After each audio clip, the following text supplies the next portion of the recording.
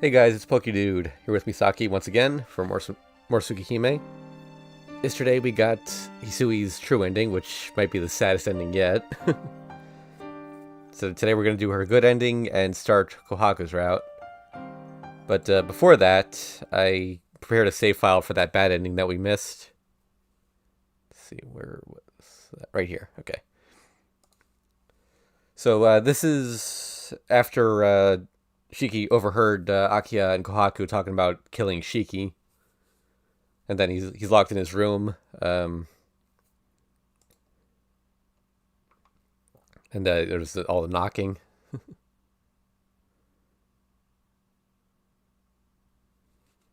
I can't hear the annoying sound of the clock anymore. Knock, knock. The rhythm of my breathing has gone totally erratic, and I can't fix it. It's deathly cold. If it's this cold, I want to stop caring about everything. I feel like sleeping. Knock, no, knock. No, no, knock. No, no, no, no, no, no.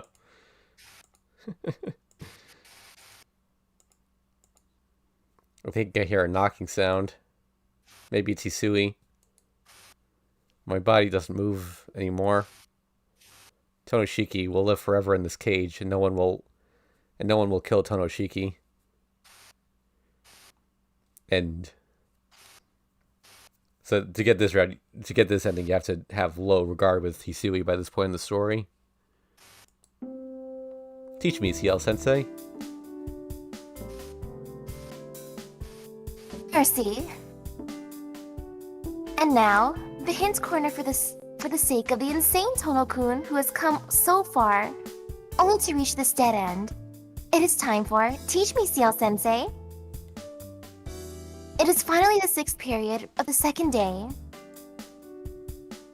We are getting closer and closer to the end. I envy you, CL. You get a lot of appearances. I'm the main heroine, but they still treat me like this scribble. Hey you, don't say weird things. That's fine. At least you have more dignity than me. Do it all with character. No! Unsatisfactory. I want to be dressed like you and be called smart. No appearance, no appearance, no appearance, no appearance. Appearance!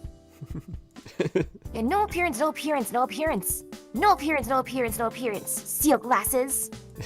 No appearance, no CL.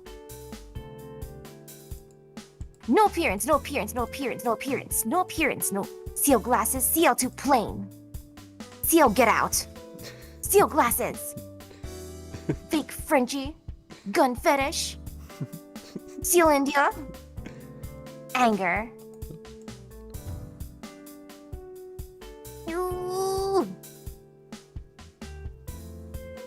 Well, let's start the lecture. To say it directly, you need to resubmit. It looks like Tono-kun could not attract Hisui-san's heart well enough. Go back to the 5th or 6th day, and please try again. Yeah, looking at the flowchart, this one's pretty mean. Like, you could get really far in and completely have no way of avoiding this bad end. Oof. I mean, all you have to do is, just, be nice to Hisui, really. So. Alright, so, I think if we load up this save, we should get onto the, Alright, so if I just hit control, we should end up at a choice.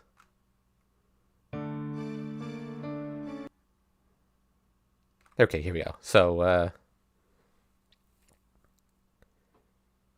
yeah, so Akiya notices Shiki's there, and he's about to get that. Shiki is about to get the attack in to go after Kohaku. So now we call out Kohaku's name. Hee! Shiki lunges with a cry. His black shape explodes forward like a firework. I can't make it from here. If there's anything that would make it, it would be... Damn. Oh, wait. Akiya turns towards Shiki. Akiya instantly prepares for his attack. But the black figure isn't going toward Akiha. Shiki lunges not into Akiya, but at Kohaku-san, who stands next to her. He knows. Just like I'm able to move right now because of Hisui's power, he knows that Akiya's overwhelming power is possible from Kohaku-san's help. Kohaku-san, get down, I shout.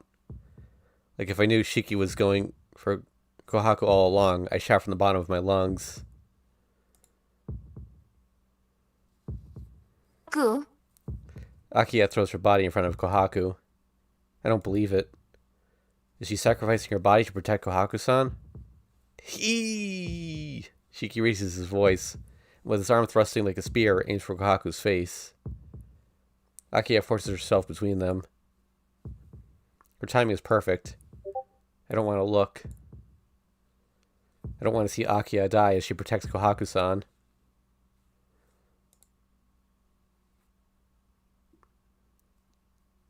No! Right before it all happens, I hear a voice which I've never heard before.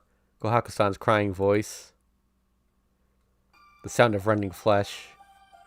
Red blood drips down onto the hallway.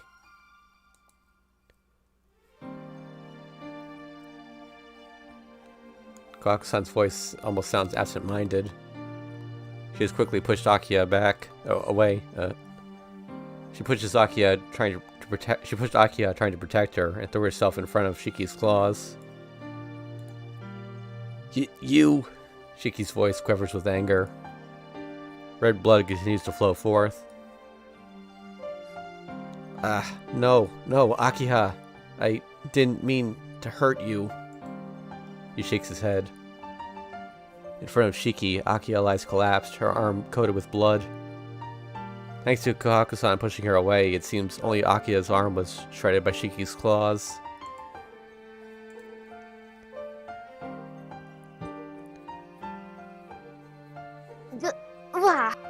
Lying on the ground, Akiya writhes in agony, clutching her arm. Shiki stands dumbstruck, shaking as he looks down. Kohaku-san, fixated with surprise, stands there unmoving, like a doll. You bitch. Are you trying to get in my way? Shiki lifts his head. Kohaku-san is in front of him. Why is it? She's just standing there, not moving a muscle, as if her soul had fled her body. You also get in my way?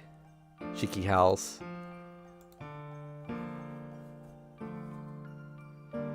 Shiki-sama. Hisui's pleading voice. She doesn't even have to tell me. Like Kohaku-san protecting Akiya, this time I'll stop him for sure. Shiki! I run, my glass is already off. The lines I see are across his neck and from his upper left chest to his stomach. Either one will do. If I work my knife through either one, it will surely kill him. Gripping my knife firmly, I fly down the hallway with a speed that surprises even myself. Shiki turns towards me, but I'm much faster. Gwa! His anguished cry reverberates through the hallway. Ha ha ha ha! An insane laugh. It was too shallow. How naive. In front of Akiya, I hesitated in cutting her real brother's neck. The line that runs through his body. I was only able to cut it halfway. Laughing wildly, Shiki pulls back. Like that, he escapes toward the stairs. Following him would be easy, but there's something more important for me to do. Akiha, hang in there, Akiha. Kneeling down, I look over her body. This is terrible. Her right arm is almost split in two and painted an awful crimson.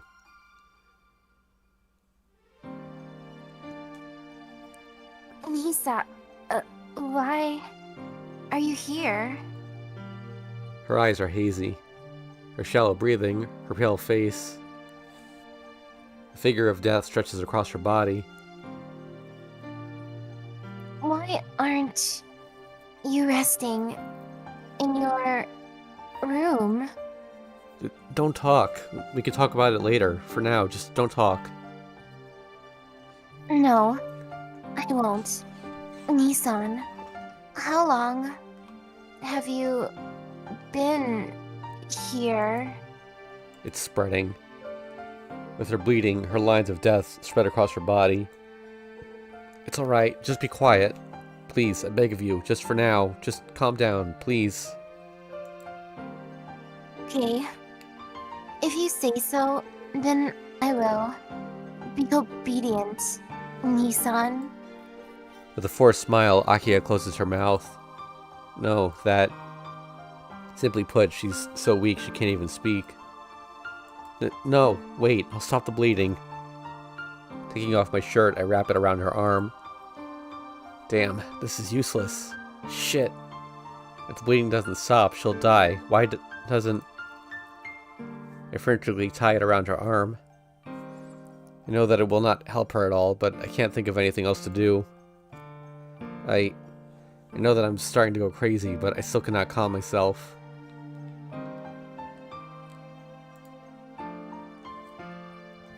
Shiki-sama, please calm down. If you tie it any tighter, it will not help her. Hisui, but... It is alright. Akiya-sama will not die. If Ne-san is here, Akiya-sama will heal. Ne-san, is that not right? Hisui pulls Kohaku-san, who's still standing like a motionless doll, and sits her next to Akiha. Ne-san, for now, please synchronize with Akiya-sama. You destroyed everything because you wanted Akiya-sama saved. Is that not right? Hisui wraps both of her hands around Kohaku-san's white hand. But Kohaku-san's gaze is still empty. But maybe Hisui's words reach her after all. Akiya's blood stops spilling forth. I relax. With this, I can be assured. The uneasiness that gripped me before, the uneasiness that Akiya would meet the worst fate, starts to gradually disappear. Akiya will be helped by Hisui and Kohaku-san. So, as Tonoshiki, I will have to end this. Hisui, I leave Akiya and Kohaku-san up to you. Shiki-sama, you are still planning to go, are you not? We are the same type, he and I. Least I can do is put him to rest. Hisui wordlessly stares at me. Her eyes beg me not to go, but I can't listen to them. Thanks for everything up until now, Hisui. I'm so glad you were with me. I walk away. Feeling her watch me as I leave, I follow after Shiki. The path of blood continues. Maybe he didn't try to really escape, or maybe he isn't even sane enough to understand what running away means. Shiki is standing in the hallway as if waiting for me. Shiki, I call out. Shiki looks over at me with his unfocused eyes. Ha, you again? Shiki doesn't move. Probably because of the wounds by me and Akiha. He doesn't have a body that can move properly. Shit, I failed again. It won't work out right. Why is everything getting ruined? It won't work. It never works out right. I always mess up. That's strange. Why is she getting in my way? He just came like I was... Wait, he came just like I was told. So why does he always get in my way? Shiki's eyes are just hollow orbs. Maybe he didn't even see anyone from the very beginning. He only sees me before him, holding my knife as just another obstacle. Shiki, are you in pain? In pain? Me? Why? Shiki laughs as if it is so funny and slowly stands up. I'm not in any pain. This is a wonderful life. No matter what I do, no one can punish me. Shiki's eyes burn with a desire to kill. It seems he's ready. Underneath the moonlight. Even though I've known him for so long, I take my first steps towards the enemy I just met tonight. Fine, let's fight to the death. All those who get in my way are my enemy. I'll kill you all. You, Akiya, Kohaku. Just like that old man who wanted to lock me up till I died. I'll kill you all. Shiki screams like a raving lunatic. Maybe because that figure looks terribly pitiful. Even though this is a fight to the death, I remain cool and collected, like ice. Ha ha ha ha ha ha ha ha. Shiki attacks me head on. It's nothing difficult. Like I'm cutting meat on a plate, I easily slice through Shiki. Thud. Shiki's head falls to the floor.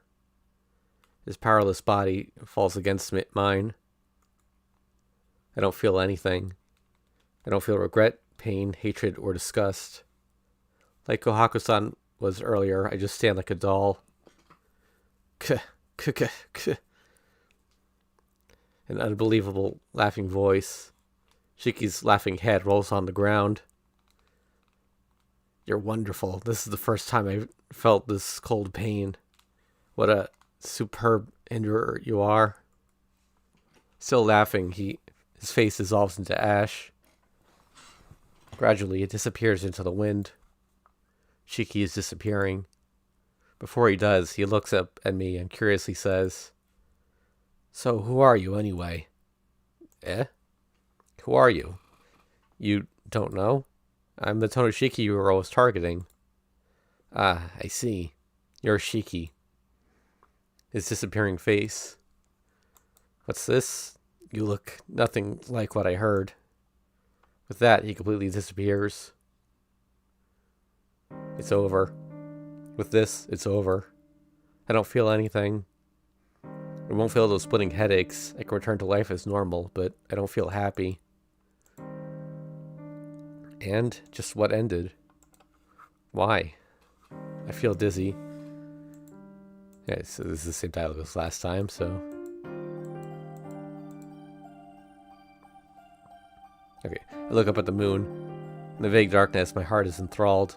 Until Hisui came, I just stood in dumb amazement, standing in the moonlight.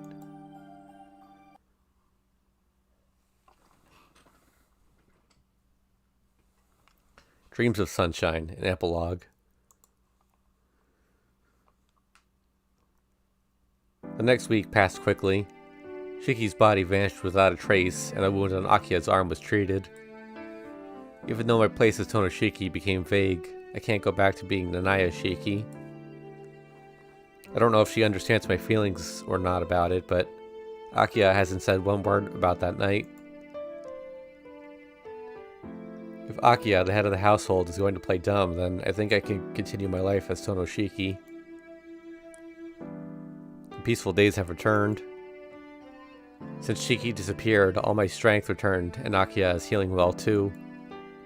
Kohaku-san and Hisui go back to their regular duties at the mansion, and there isn't a trace of uneasiness. I want to believe that there isn't.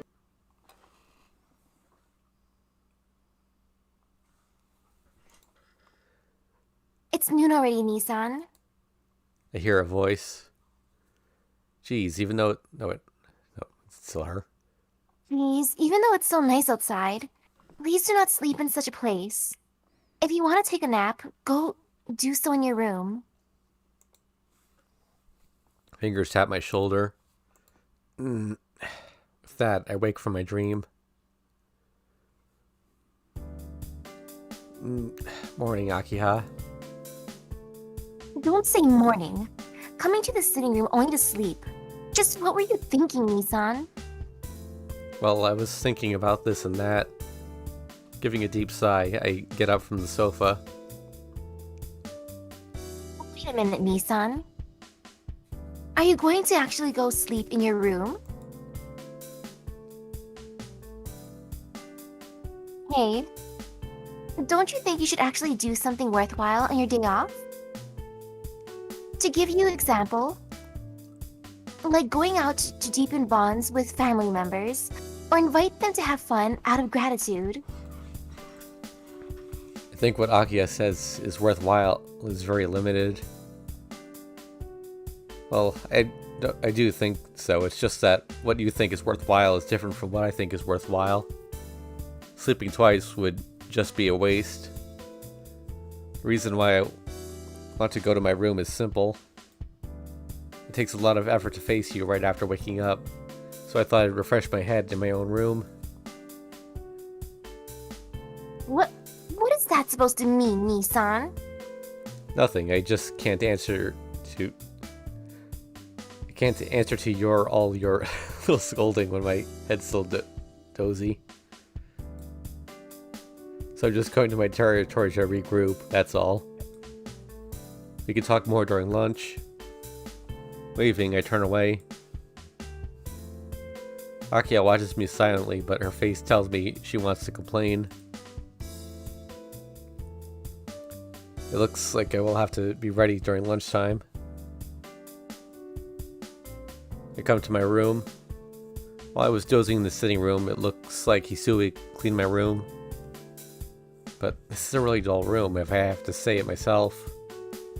Other than a bed and a desk, the room is completely empty. It's close to winter, so I should probably get some heating equipment. Akia is pretty noisy about it, but I'd never feel like using the fireplace. What's this on the desk? A letter I don't remember is placed there. I'm curious, so I open it up. The letter just says, "I'm waiting underneath that tree." Why? Saying that, I crumpled the paper. Opening the drawer, I put the knife in with engraving the Natsuyoru in my pocket. I can't pretend like I didn't see it. Taking a deep breath to compose myself, I leave my room. I don't know when I realized it.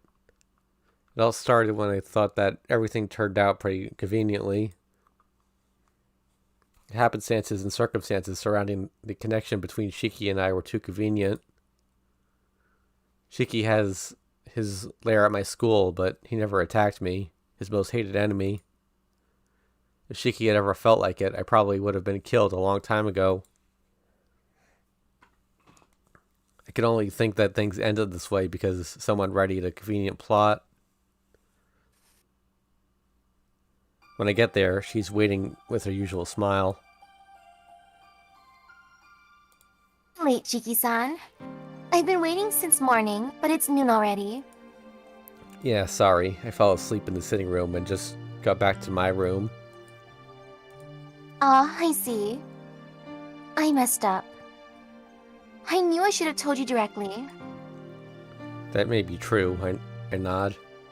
She smiles at me. But it is good you came. Now we can talk, just the two of us. She smiles happily.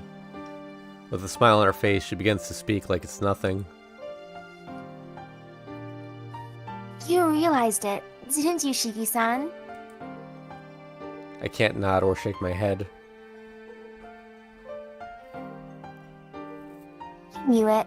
She laughs. Shiki-san, I was the one who made Shiki-sama like that. That... I gave Akiya-sama my blood so that she would turn more into one of the Tono blood. But that... I was the one who gave Shiki-sama wrong information and made him attack innocent people. I didn't want her to say it. When we were small, the one who was always watching me from the distance wasn't Hisui. Oh, it was you. No. No, it's her. Oh. Yeah. Oh, never mind. Yeah. When we were small, the one who was always watching from the distance wasn't Hisui. It was me. Yeah, this is reversed from the other ending where Shiki says all this stuff and she just responds with yes. Here she's saying it herself. Kohaku-san. Back then, I intentionally distracted Akiya-sama so that Shiki-sama would have an opening. Kohaku. But I really messed up. Akiya-sama and Shiki-sama were both supposed to die there. Kohaku? Looking down, all I could do is shout her name. It's fine. It's fine. Oh, yeah. Shiki-san? It's fine. All of it is over, so I don't want to hear that kind of story. Those words are truly how I feel. Such a reality. It is better if I don't realize it. Kohaku-san can just be Kohaku-san. Always smiling, thinking of Hisui dearly. Being such good friends with Akiya. I'm laughing when we talk about stupid things. I want Kohaku to stay like that. I don't care about all that. You can just be here and it'll be fine. She doesn't answer. Long, painful silence. No, that won't do, Shiki-san. What I did can't be ignored like that. I failed. I have lost the reason that moved me these past years. So this Kohaku will just disappear. What? Lift my head. Over there. She looks like she always does. But I thought you had the right to blame me. You're the only one who is not connected with the Tono house. I used you in my plot against Akiya-sama and Shiki-sama. So if you wish to blame me, you can do whatever you like. The right. No one has the right to blame you, Kohaku-san. That's right. Ever since she was a small child and came to the mansion, she had to receive all the crimes of Tono Makihisa. She could not ask for help. Nobody helped her. She lived that life for years, and that's... If you want to talk about rights, you had every right to take revenge. I can only imagine what happened to you, but you only could hold nothing but a grudge against the Tono family. I know that I'm just sounding clever, but I say those unsatisfactory lies. No, I didn't have a grudge against Makihisa-sama or Akiya-sama at all. So what I did wasn't revenge. I just thought that was what a human would have done. Only for my sake, put Makihisa-sama and Shiki-sama in a trap, and tried to get Akiya-sama dead too. That was all I had. There really weren't any feelings behind it. Her smile does not fade. But that's a lie. If that's true, then I would have hated her from the bottom of my heart. No, that's wrong, Kohaku-san. You just want to think that. If that was true, then why did you protect Akiya? Kohaku-san, you had emotions. You liked Akiya. So you destroyed your own plan yourself. For just an instant, she lowers her glance just a little bit and smiles again.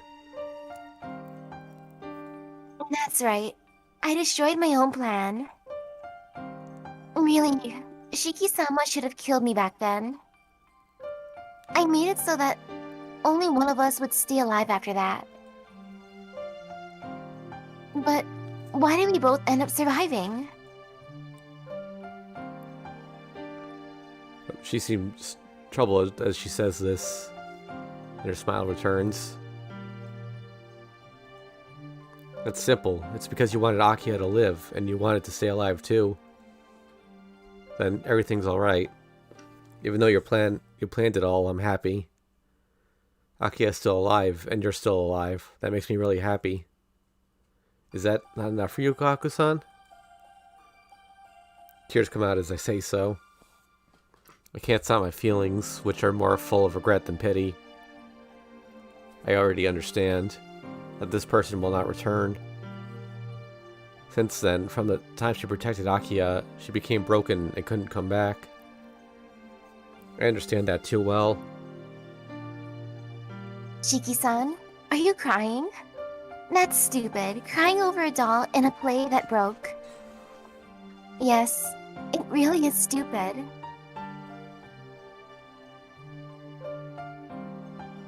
Hey, Shiki-san? I said that I didn't hate anyone, but there is one person I hated. You understand, right? I think I hated you. Because if you weren't there, I could have just stared out the window without even thinking. Smiling, she turns away. Her sleeves flutter like butterfly wings. Her legs want to dash forward, but I can't move, even one step. I feel that if I move one step towards her, something will happen that I can't take back.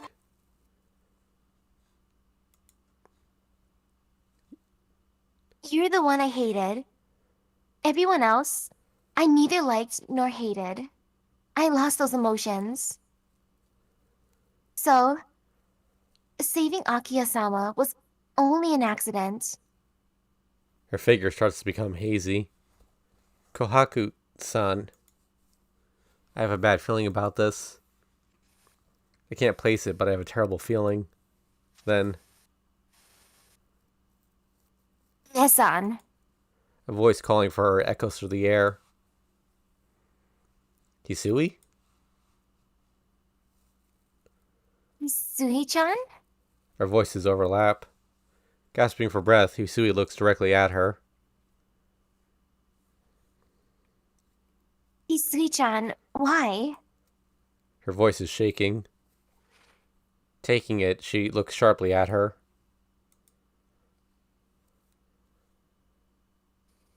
Lies. With a short, strong voice, Hisui says so. Everything you say are lies, Nesan. You saved Akiya-sama back then because you like her, and I know you can't hate Shiki-sama. I hear a sharp gasp. So turned around, she looks extremely frightened. Is that not right? You played my role so you cannot hate Shiki-sama. You played the role of Hisui from back then.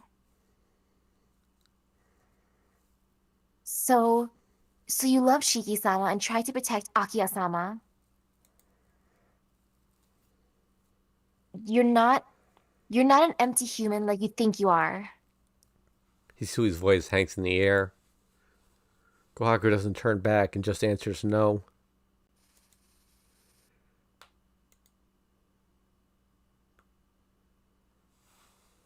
Please. If you'd never slept in the sitting room, then Hisui-chan never would have noticed us. Shiki-san, you really do throw all my plans into disarray. So facing the other way, she laughs. She holds up a finger to her mouth. Gulp. I hear the sound of something being swallowed. I run, but I don't make it in time. Before I can reach her, she collapses to the ground, coughing up blood. Thud. A hard, sickening noise. Still smiling, she drips red blood from her mouth. Nesan. Hisui holds her, but that, no matter who looks at it, is already too late. No, Nesan. Nesan. Nesan. Cradling the unmoving girl's head, Hisui frantically calls out. It seems her feeling to overflow like the blood pouring from Kohaku's mouth. Her mouth opens and closes over and over. Nesan? Nesan, hold on. A desperate cry. Seeing that, the girl smiles like a child. Huh? Don't do that, Hisui-chan. Crying like that, it feels like back then. What? Nesan, why? Yeah, because if I don't do so, you won't be able to return to the way you were. Her words in pieces, and with glazed eyes, she speaks to Hisui. Netson. Hisui's face contorts in grief. Her tears flood her face. Why? That's I think fine. it's Hisui still. I was okay with the way I was. If you were happy, then I was happy. I I was always protected by you, so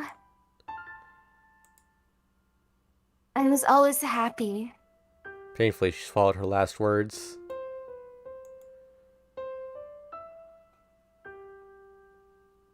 Why? She should have stayed like Hisui, Nesan. Like Hisui, the one you admired long ago. So why? Why are you returning it to me now? A tear falls. Maybe Hisui's tears caused that. She nods quietly. That's right. I really had fun. It was all just an act, but it was really fun, Hisui-chan. So I hoped, Hisui-chan, you were having fun too. Her blood drips out. As she speaks, blood dribbles out of her mouth.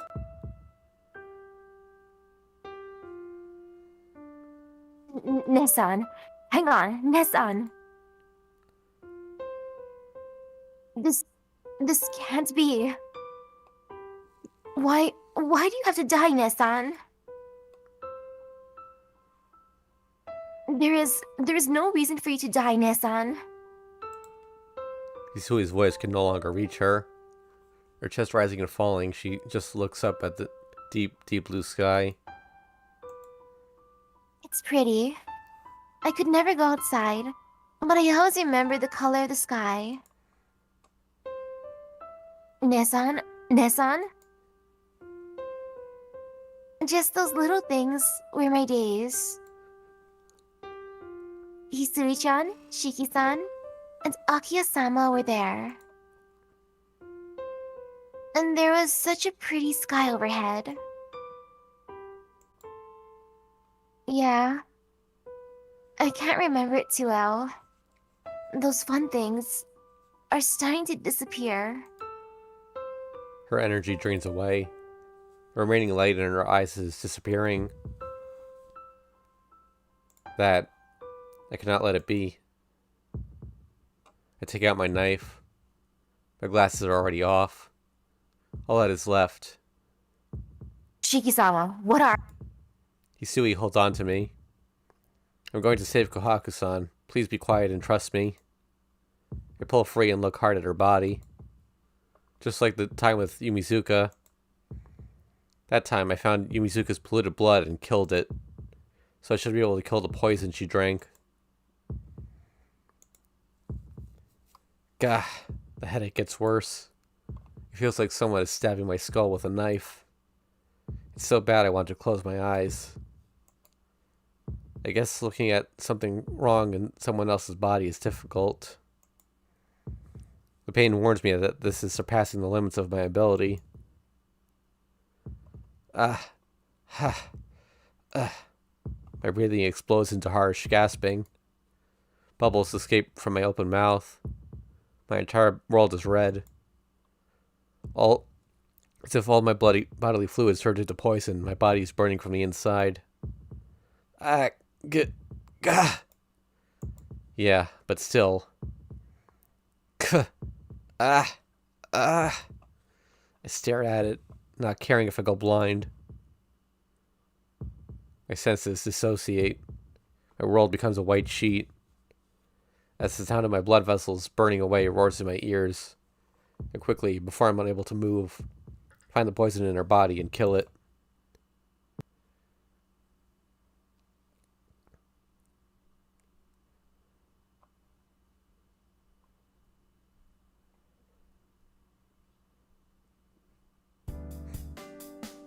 Man, if that... His eyes are really weak compared to Ryogi Shiki's if that gave him trouble. You haven't seen Garden of Sinners, have you, Misaki?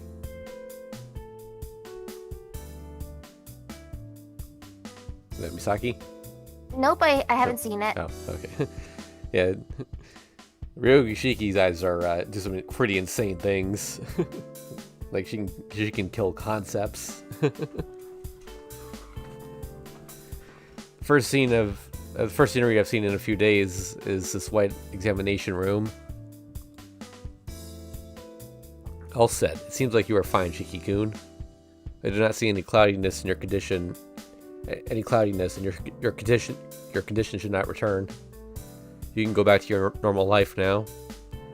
The doctor continues scribbling away as he's done these past few days. His face, which I see for the first time, looks somewhat kind. Well then, take care. Yeah, but don't strain yourself for a while. You always seem to push yourself too hard. I understand. Thank you so much for your help. About my heartfelt thanks. And I stand up from the chair. I go out into the hallway. In the waiting room is Hisui. Not having seen her face in days, I wave to her excitedly. Hisui quickly runs to my side to support me. Well then, shall we go? We can meet Kohaku-san starting today, right? Hisui nods. Shiki-sama, is your body really okay? Hisui looks up at me, full of worry. Hey, a doctor's a person who can't let unhealed people go free. If I get to leave the hospital, that means I'm fine. I'm used to being in hospitals, so trust me.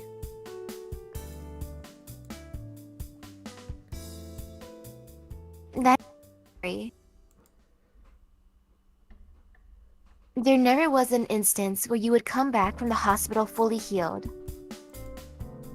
Hisui really talks a lot now. Well, that's the truth, so I can't disagree. Anyway, I finally got those bandages off my eyes. I can see your face and my body is healed, so there's no more problems. Come on, let's go see Kohaku-san. Pulling Hisui, who's still wanting to say something, I walk towards Kohaku-san's room.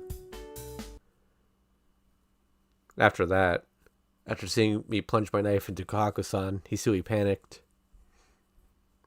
But after seeing that Kohaku-san's body was not harmed, and that her breathing returned after that, and seeing me collapsing, Hisui ran to save all of us, even though she was still in a panic. As a result, Kohaku-san was saved. I fell into a condition where my eyes would not function, in addition to the decrease in my physical body strength. Well, I somehow understand that I went blind. When I stabbed my knife into her body, the only thing I was able to see were those lines.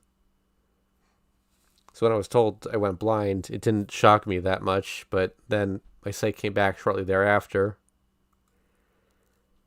The examination revealed absolutely nothing wrong with my eyes, but only problems with my nerves. Rather than my cut nerves connecting themselves, it seems that it's more like my nerves, which were numb, healed up. It seems like my eyes will not go blind that easily. Or it might be that even if I go blind, I'll still see those lines. Well, those are trivial matters. The important fact is Kohaku-san and I were saved. But Kohaku-san wasn't fully saved. She was able to recover, but in turn she lost something. Shiki-sama? Yeah, go ahead. I think it's probably better if you went in first. After answering yes, she knocks on the door. The voice tells us to come in and we enter the room. Kohaku-san is the only one in the room. She sits up in bed and looks at Hisui and I. Kohaku-san isn't smiling. With uneasy eyes, she looks at her guests.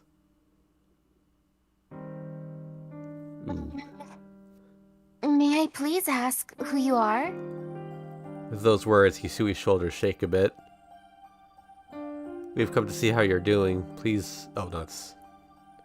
We have come to see how you're doing. Please excuse us, Nesan. Kohaku-san looks at Hisui with surprised eyes after she hears the word Nesan. Hisui sits down next to Kohaku-san. I don't want to be in the way, so I sit down on a chair by the wall. Kohaku-san looks uneasily back and forth between Hisui's face and mine. I am sorry. It is a bit strange.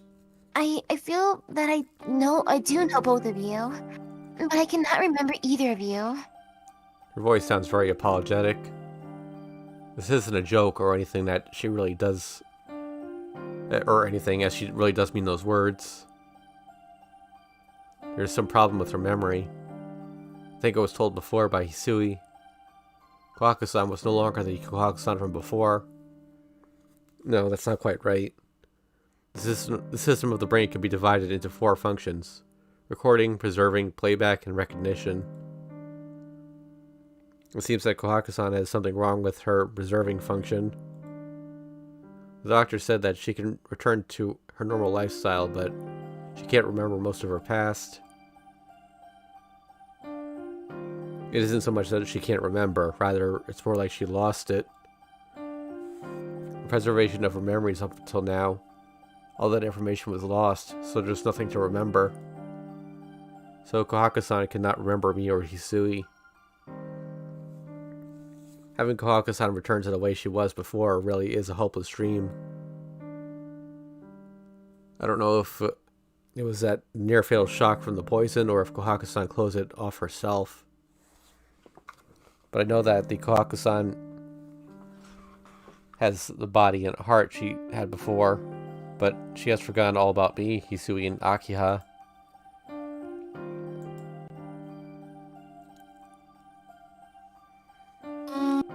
Kohaku-san looks up at Hisui. Yeah. Hisui answers, and Kohaku-san hesitantly starts to speak. Your face is the same as mine. Might I ask who you are? Hisui's body freezes, but that is just for an instant.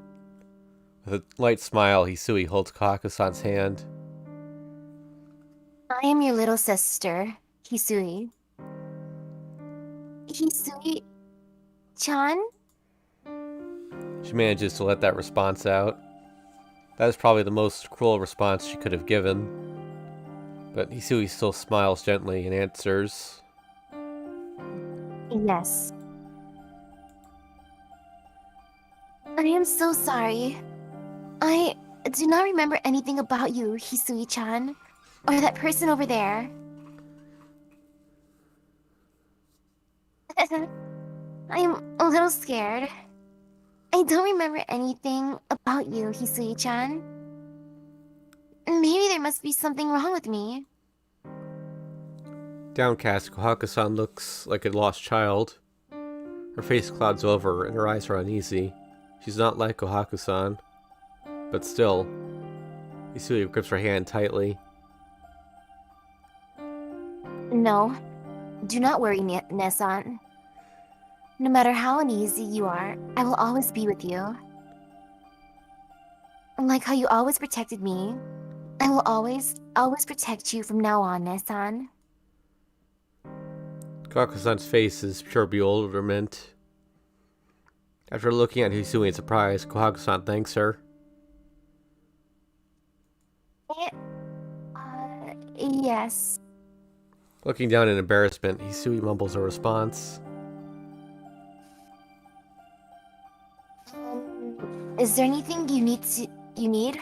Like something to eat or something you want? I think that might have been Shiki's line, but whatever. Kohaku-san says yes and nods with her eyes. In response to Hisui's attempt to hide her shyness. Anything I want to eat, but there's something I want. Can I ask you? Kohaku-san does not look just at Hisui, but looks at me sitting by the wall too. Yes. What is it, Nessan? I think I I never liked the name Kohaku. So, I want a new name. Name? I wonder why. Once she says that, only one name comes to me. That name has been discarded and only remains in memories. Shiki-sama. Hisui turns to me. Is she thinking of the same thing? She looks at me as if she wants confirmation. I nod in response. Hisui turns back to Kohaku-san and asks, What a Nanaya sound. Nanaya. Kohaku-san murmurs as if testing the sound. Right after, she lifts her face up as if she remembered something. Yes. I think I like the sound of that. It seems awfully nostalgic for some reason. Saying that, she smiles. Her usual smile that blossoms into like a rose. Finally, for the first time she's awakened, she smiles happily. The two of them talking looks perfectly natural. Naturally, the two of them peacefully pass the time as sisters. I don't know if her losing her memory was good or bad. Since all of her memories were painful, maybe it was a good thing that it happened. Because from now on, there will be nothing but happiness. Forgetting all the sorrowful incidents, she can earn a normal happiness. But looking at this blue sky, I just can't help but think back. That young girl standing by the window. I know that the past for her is something to be forgotten about. But still, if I could, I wanted that Kohaku-san to be happy. But that is a wish that can no longer be granted. So I just have to end that wish right now. Underneath that longed for a blue sky, I imagine for the last time her carefree smile, like a lingering flower.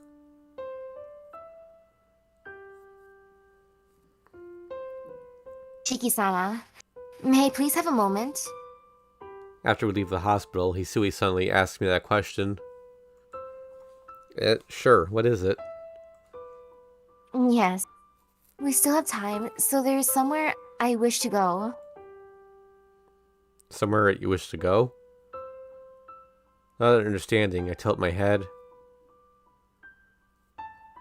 Come on, let's go, Shiki-sama. Hisui pulls my hand forcefully and starts running.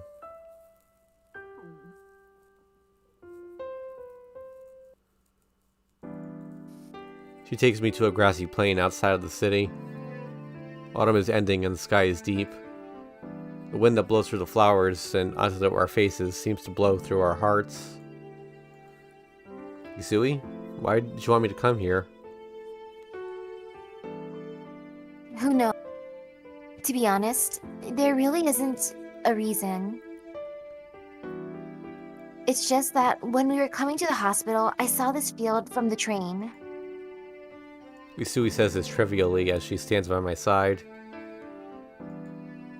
I don't get it. This is a nice place, but it doesn't seem that special. If you wanted to play, we should go to another... No, this is the right place to visit. I wanted to come not somewhere in the city, but somewhere quiet and beautiful. And it makes me feel positive. A place where you could return to your usual self. With a light smile, she looks up at me.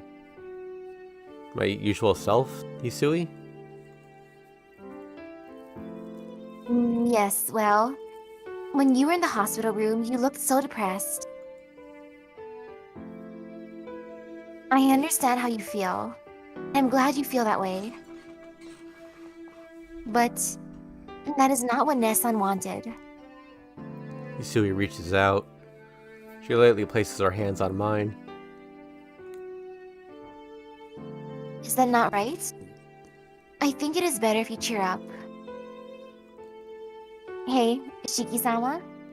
You may not have realized it, but you smell like sunshine.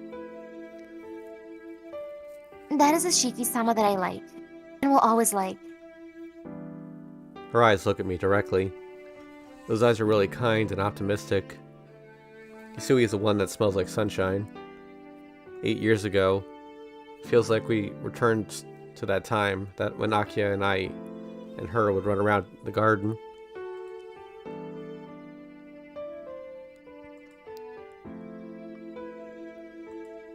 Really? I think I'm the gloomy one if you ask me. You're just someone who does not start conversation that much, but to me, no, to us, you are like this open field. Her fingers move. I feel her squeeze me tighter. So there. Please don't make that face, Shiki-sama.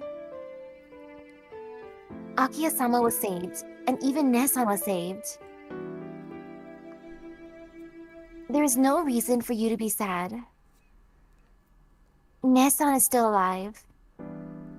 Then I am sure she will return to the way she was someday. And even if not, it will make her many times happier. You do not have time to be sad. Because we have to help Ne-san and Akia-sama be happier from now on. What she's saying is fairly preposterous. So I wonder why, after hearing those words, I feel a ray of light shining into my gloomy heart. That's right, I'm her big brother, so it's only natural I do such a thing. Hisui nods. Yeah, it might be hard, but we have to do it because I want them to be happy too.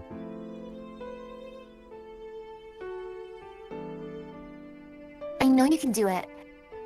Nodding strongly, she holds my hand against her chest. I can feel her heartbeat.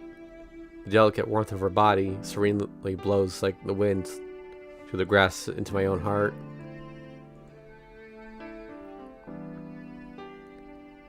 Besides, if you do not cheer up, I would be very troubled. Why? I ask. Hisui's cheeks flush, but she still looks directly at me. You are the only one who can make me happy. I want to always be near your side. Always be near your sunshine. She stands on her tiptoes to kiss me. The sky is high. Underneath that sky, where there is no sadness, I receive the warmth of the one I love most. From the field is the gentle smell of the sunshine. Yeah, Hisui's words are exactly right. We lost a lot, but we haven't lost everything. The days will still go on into the future. And we have to go on and try our best to make everyone live happily. Thanks, Hisui. Holding her delicate body, I close my eyes. Tears flow down my cheeks, but there's no sadness. Life itself is fun enough. I've known that for a long time. Then, holding Hisui's hand, I'll walk on and have no regrets.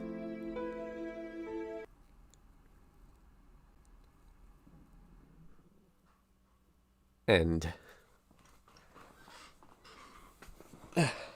Better than the other ending. Yep, much better.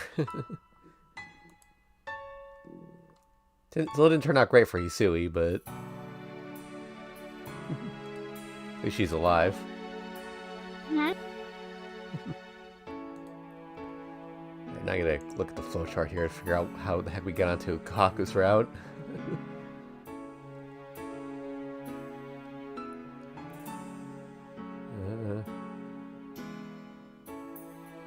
Looks like the divergence point is the party. But we have to make all the choices up before that point to raise regard with Kohaku. Let's skip ahead here.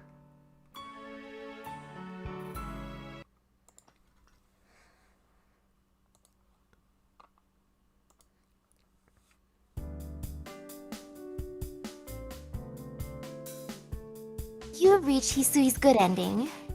Well done. Each heroine, with one exception, has two different kinds of ending. A true ending and a good ending. Since you can't reach Hisui-san's good ending without seeing the true ending, you have now finished Hisui-san's route completely. Well then, thank you very much for playing up to this point. Let's meet again somewhere in Tsukihime. I don't know who's saying that. Ciel-san, I have something else I must impart. Yep. Huh? Professor Roa? This is rare indeed for you to come to a place like this. The circumstance is unique. I will get to the point right away. Now that you have cleared Hisui-san's route, there should be another choice for you on the first day. This is the unlocking of the last route in Tsukihime. Well, even if I do not tell you this, it's very clear if you go to the graphic mode. That's right. Well then, please continue on and enjoy Tsukihime.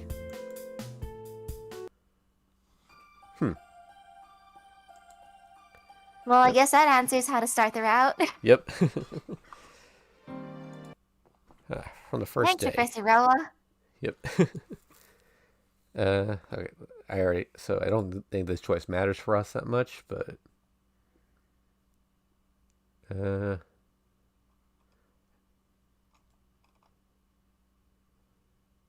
let's just oh,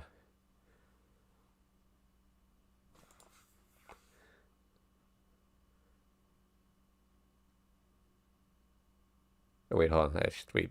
Oh, I messed up. Hold on a sec.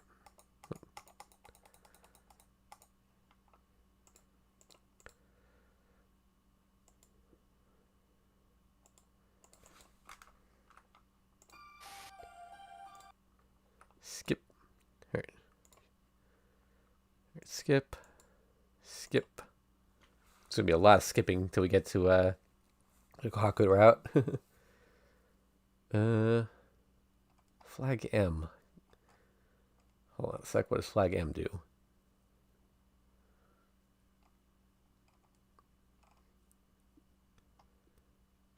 Oh my god. I gotta. Oh shit! What just happened? Oh no. Is everything broken?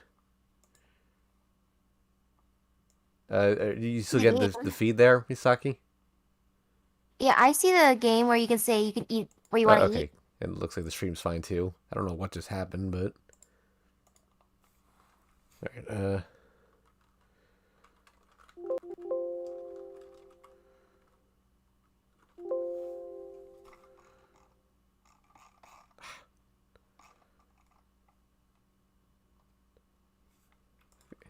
flag M. Here we go.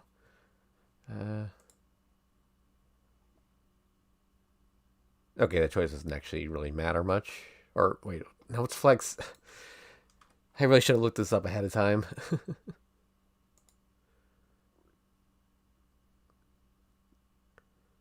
Okay,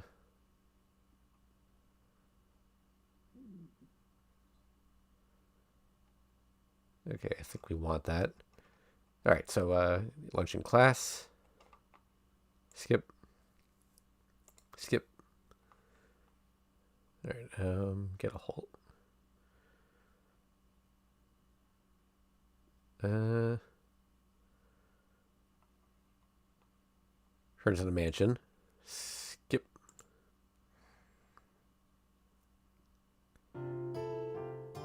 Ooh. Walk along a different path than I usually take. Passing through the unfamiliar street, I slowly approach the Tono mansion. Oh, I see. There's actually a check here if Hisui has been cleared. Passing through the... Okay. The surroundings are not completely unfamiliar. After all, I had lived here until I was 9 years old, 8 years ago. This is not the first time I've taken this path back to the mansion. My feelings are a little complex. The path home is nostalgic, yet fresh. Up until now, I had not looked forward to returning to the Tono household. Now, it doesn't seem so bad. House I lived in until I was 9 years old. Right now, my sister Akia is there in that utterly un-Japanese Western-style mansion. Tonomaki Hisa, my old man who hated me, and the master of the Tono household, died a few days ago. My mother died from illness after Akiya was born, so the Tonos had dwindled down to me and my sister.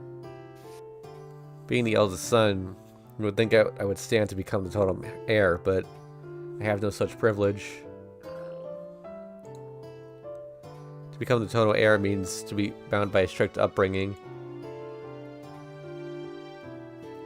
I've lost count of the number of times my father had scolded me over my dislike of not being able to live freely. That was why I got involved in that accident, and my body became weakened. My father saw it as a good opportunity to get rid of me. His reasoning was something along the lines of someone who could die. Right, we've had this conversation before. Oh,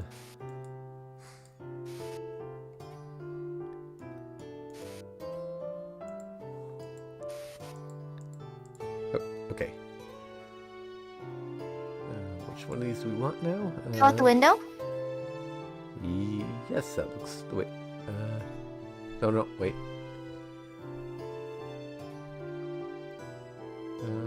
What the heck is this? Seems like it'd be the window girl. Yeah, I think so. I'm just trying to parse the chart here. This is very strange.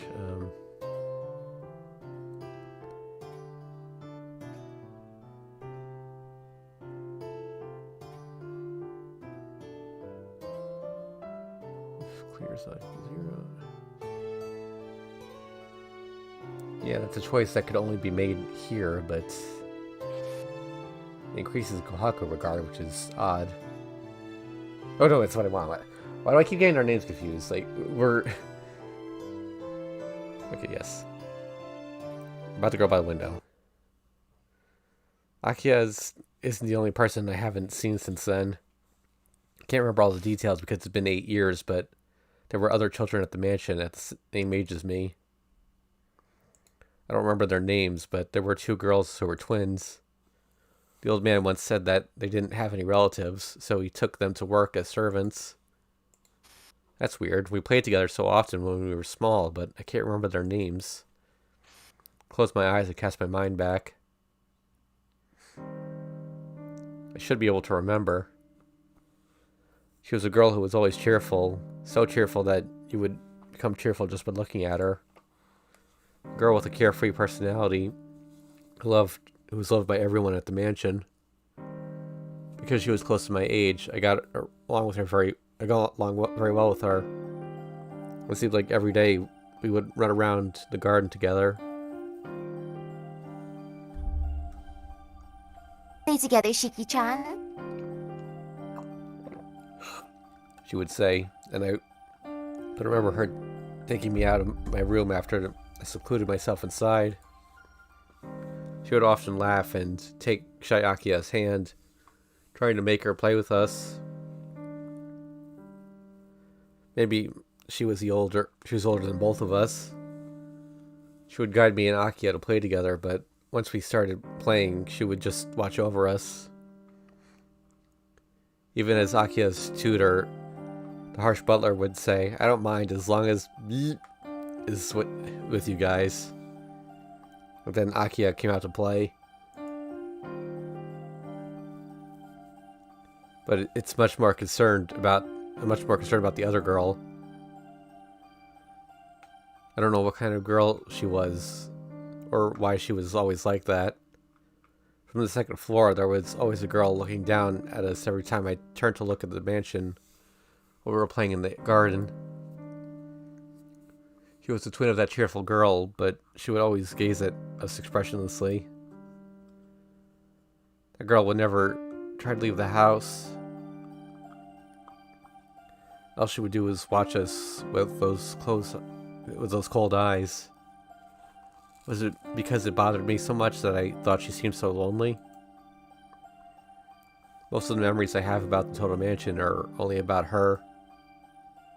Well, in the end, I only ended up talking a little with her. I wonder if that girl saw the mansion. While I think about that, I take a white ribbon out of my bag an old white ribbon that the girls gave me at the very end. Girls, plural. I think it was singular last time.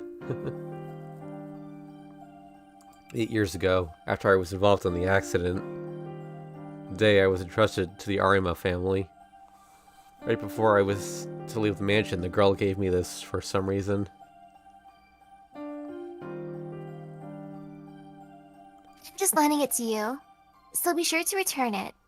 Saying something along those lines, she ran off. A promise made under a large tree. The weather was beautiful that day. Looking up, there was a high blue sky I could just lose myself in. It was my last memory of when I left the Tono Mansion 8 years ago. I put the ribbon back in my bag. But it's been 8 years after all. Not only do I not know if they're still at the mansion, I can't even remember their names. Even so, this ribbon is precious to me. The time when my father had disinherited me. Rather than being saddened over having been discarded by him, I felt a warmness inside when I thought she was waiting for me to return the ribbon. That's why I want to keep the promise, as long as I still remember it. I agreed to return to the mansion because Akiya is now there all by herself. I left her there for 8 years, pushing all the responsibility onto her while I selfishly lived freely. But there is something else. I really think I decided to return because of that promise. The white ribbon. Because of that promise made to the only one who said she would be waiting for me. Okay, skip. That is true. She's the only one who was waiting. Yep. Okay. TV. Please be the TV route.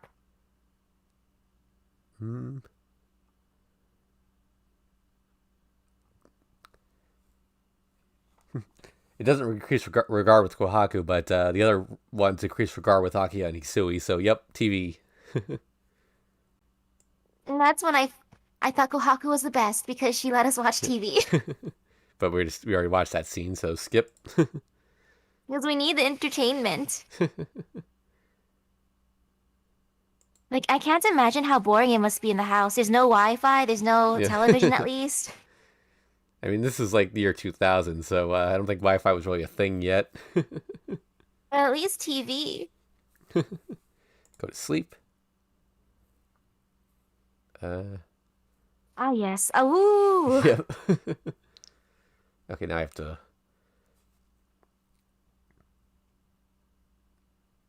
Okay, howling continues. There's no way I can sleep like this. Can't sleep.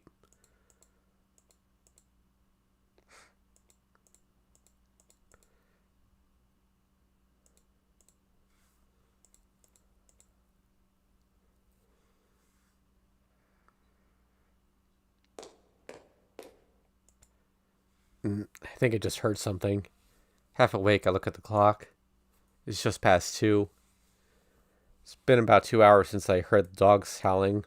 I guess I should put a save down. The dog's howling has already stopped.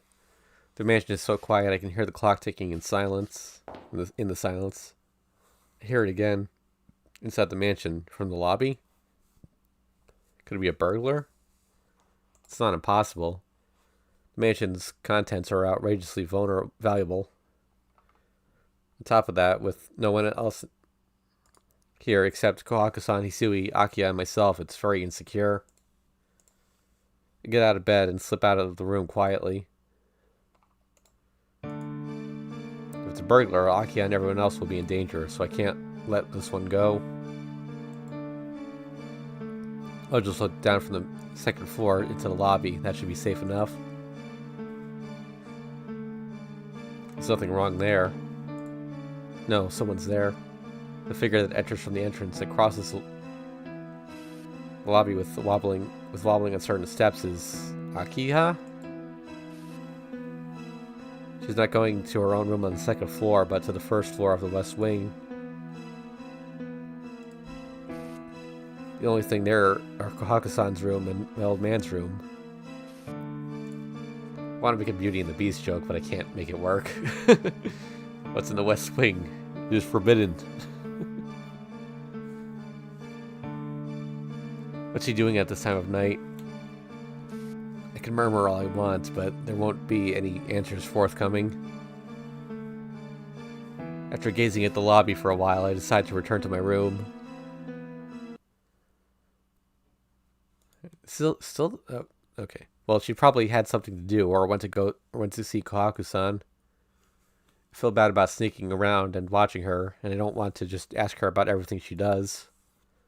Sleep, sleep. There's school tomorrow. I burger myself in bed and close my eyes.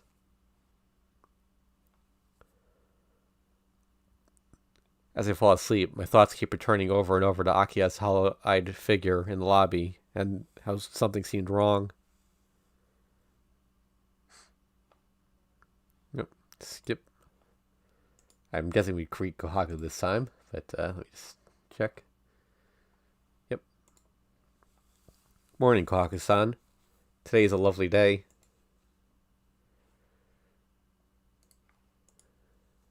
Good morning, Shiki-san. Kohaku delivers her ordinary morning greetings and a smile on her face. Did you sleep well last night? I was worried you might be inconvenienced, staying in an unfamiliar mansion and all. No, there were no problems. I used to live here, after all, and now I've got you to watch over me, Kohaku-san. Oh, you're quite good at this, Shiki-san. Eh? No, I'm just saying what I think. What is it that I'm good at? Kohaku-san just looks at me, smiling.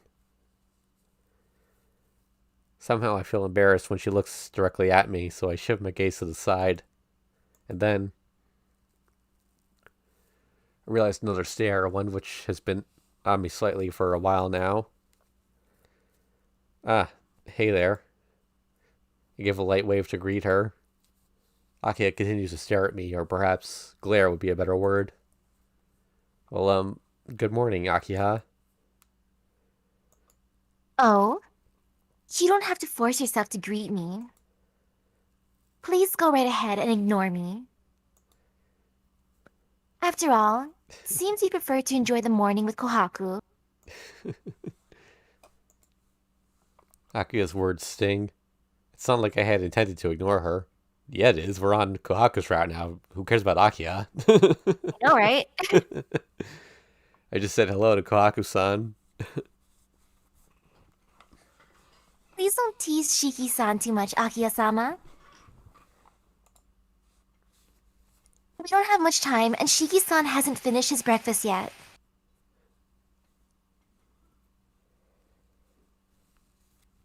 Well, that's Nissan's fault for waking up late, isn't it? He's just getting what he deserves for leaving everything to do in a rush in the morning. Humph. Akia sniffs. It seems like my failure to greet her was another point she was unimpressed with, in addition to her objection to my late arrival. Kohaku-san, is my breakfast ready yet?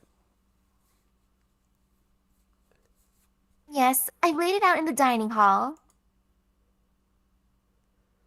Please eat up at your leisure. At your leisure. I think both are correct, actually, but... And that won't do, Kohaku. Nissan has no time to eat breakfast at this time. Hey, listen, Akiha, it's only 7, so I've got at least that much. It's an easy 30-minute walk from here to school, so I can take it easy for at least 10 minutes, can't I? You say you're going to finish breakfast in just 10 minutes? You're not some starving dog, so if you're going to eat breakfast, I'd like you to take your time. Akia's words really do have thorns in them. Blank page. Oh, okay. I like how the background doesn't change when, Oh man, I don't even remember Akia being that salty when you greet, like, Hisui. I guess she's more jealous of Kohaku. Perhaps. Let's see, guess this choice doesn't really matter. I don't know what we did last time. Then again, Akiha probably also likes Kohaku too, so it might be some jealousy from there. Like, how dare you go after my maid? Okay, let's see. Okay, let me just do that here. Don't eat lunch, because otherwise we'll miss a chance to raise regard with Kohaku.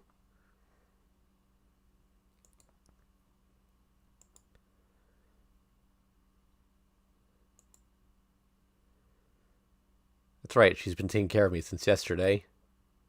So if time to fool around, then I should go help Kohaku-san.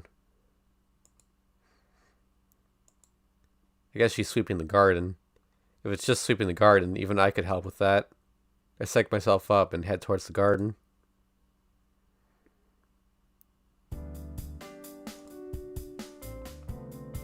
Shiki-san? Kohaku-san faces me with a tender smile. Thanks. You're sweeping the garden by yourself? Yes. The gardener will not be here for another 3 days, so I thought I should just straighten up these fallen leaves. Kohaku-san holds the bamboo broom with both hands. I guess you should save here. She looks like she's really enjoying herself. Cleaning up this large area by herself should be quite a huge task. You're really something, Kohaku-san. Complain if I had to sweep this whole garden. Oh, it isn't like that at all. This is my duty, so I have to do it to put food on the table. And that is why I must push back my tears and sweep this garden. Kohaku laughs and gives a carefree smile. She certainly is cheerful. Besides, there are some things I do in the back courtyard. So when I am not busy, I always check up on the garden. The things you do? Like what? Well, let's see. Ever since I was a child, I've liked growing flowers. I gathered so many kinds of flowers on a whim that it is more like a jungle than a flower bed. Kohaku-san laughs brightly once again. She did have a watering can attack in Melty Blood, didn't she? Makes sense then. Yeah.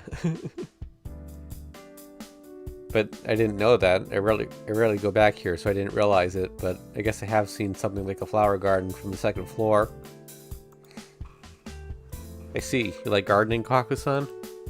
What kind of flowers? Well, lots of kinds. But most of them are morning glories. Oh, morning glories? That seems like a fitting choice. Really? I always thought they didn't quite match the mood of the mansion, though. No, not the mansion. I mean, they suit you well, Kohaku-san. Morning glories are so pretty in their simplicity. Shiki-san, I think you have the wrong idea. The ones in the garden are Korean morning glories. They are a bit dangerous. Kohaku-san laughs as if something was really funny. Is that so? But Korean morning glories are still morning glories, right?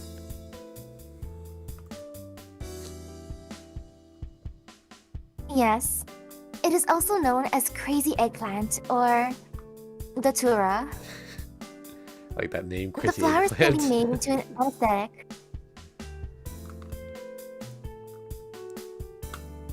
The world's first general anesthetic, Tsusensan, was made in Japan with the Korean morning glories as its main active ingredient. If you drink it by accident, it will cause dangerous hallucinations. So please be careful, Shiki-san, because I will poison you. Yeah. I mean, totally would never do that. I don't really think I'd ever accidentally drink the flowers, Kohaku-san. I was literally just about to say the same thing as Shiki.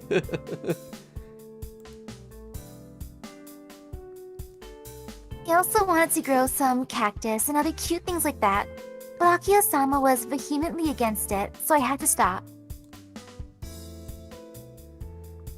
It really is too bad that I tell you all these things but cannot show them to you. Saying that, she takes up the broom again. I see. So you sweep up the garden because you like flowers and stuff like that? No, that isn't really the reason. Actually, I'm terrible at cleaning inside the mansion. I don't know why, but I always seem to break something. Huh? I seem to break or rip the most valuable thing in the room. Well, but I don't do it on purpose, right? Or does she? Like, at this point, I feel like that might have been an on-purpose thing. Perhaps. But Hisui-chan told me, Ne-san, maybe you should just stick to the family finances and cooking. How mean of her. Kohaku-san is still smiling while acting angry. But this is quite different from my first impression of her. You don't mean Kohaku-san, are you clumsy? The statement is more of a blurted outburst than a direct question. Kohaku-san groans in disappointment. It too, Shiki-san? Hisui-chan is too cruel and says, Ne-san, you're too slow. While Akiha-sama teases me and says, you are not being careful enough. I don't mess up because I want to. They're so mean. That's right, there really aren't too many people that mess up because they want to. I don't know what to say, so I tried to be somewhat neutral. That's right. It's the thought that counts, so I think they should overlook it if I mess up 20 times. Kohaku-san starts quickly sweeping and leaves the leaves again. Well, I didn't come here to get in her way. Kohaku, is there another broom? There are many in the shed. What are you going to use it for? No, I just thought I'd sweep up some leaves too. Kohaku-san's broom freezes. That will not do, Shiki-sama. If you were to do that, I would be in trouble. Get in trouble? Who would you get in? Well, I guess there really is only one person who would. Yes. Kohaku-san nods quickly. Don't worry about it. I'm doing it because I want to. So it's wrong for Akiya to complain. If Akiya has any complaints, she'll have to blame me, not you. That is true. Isn't it? So relax. Besides, it's more fun if we both do it. Shiki-san, you do not seem to understand Lady Akiya. If you did that, she would get angry for another reason, I think. I don't get it, but you're saying she'll get angry whatever happens? That's it. So please do not worry about sweeping. Still smiling, Kohaku-san says this directly. Oh, no matter what happens, Akiya will get mad at you. Then I don't want to make any trouble for you. Sorry, forgive me for just being careless. No, you're not being careless. I'm very happy you wanted to help me. Even though she says that with... Even though she says that with a bright smile, I feel bad because I really did want to help her. I sigh. Kohaku-san looks up at my face cheerfully. Shiki-san, did you really want to help me? Yeah, if I won't get you in trouble. Then, shall we go somewhere else? Akiya-sama will find us here, so I think it is better if we sweep behind the mansion. Behind? In the backyard? Yes. Akiya-sama will never find us there, so we can sweep all we want. Here you go. Kohaku-san hands me the broom she had in her hands. We'll go to the shed and get another broom. So please go ahead, Shiki-sama. Please don't let Hisui-chan or Akiya-sama spot you as you go, okay? Trot, trot, trot. Kohaku-san dashes with quick, light steps. She really isn't like a mischievous kid. Before I realize it, a grin creases my lips. Akiya and Hisui don't seem to be the joking type, so Kohaku-san's brightness is quite charming. Alright, let's do this. Gripping the room that Kohaku-san was using earlier, I covertly walk to the garden behind the mansion.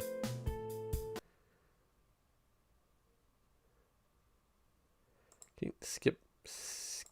Such a silly stealth mission. They can't catch me with this broom. Let's see, go and look.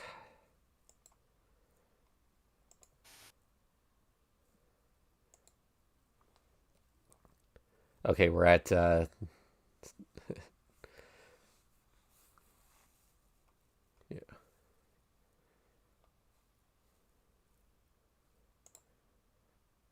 Skip.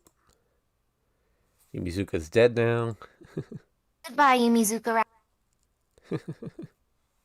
Oh, what's this now? Put save here. Where the heck are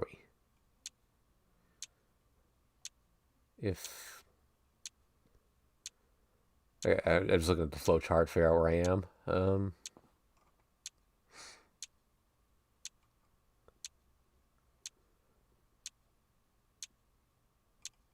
I didn't screw something up, did I?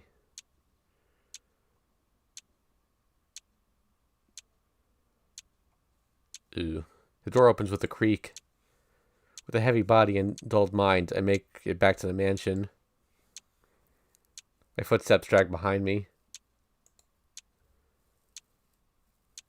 The moonlight illuminates my figure, making it look like an exhausted ghost.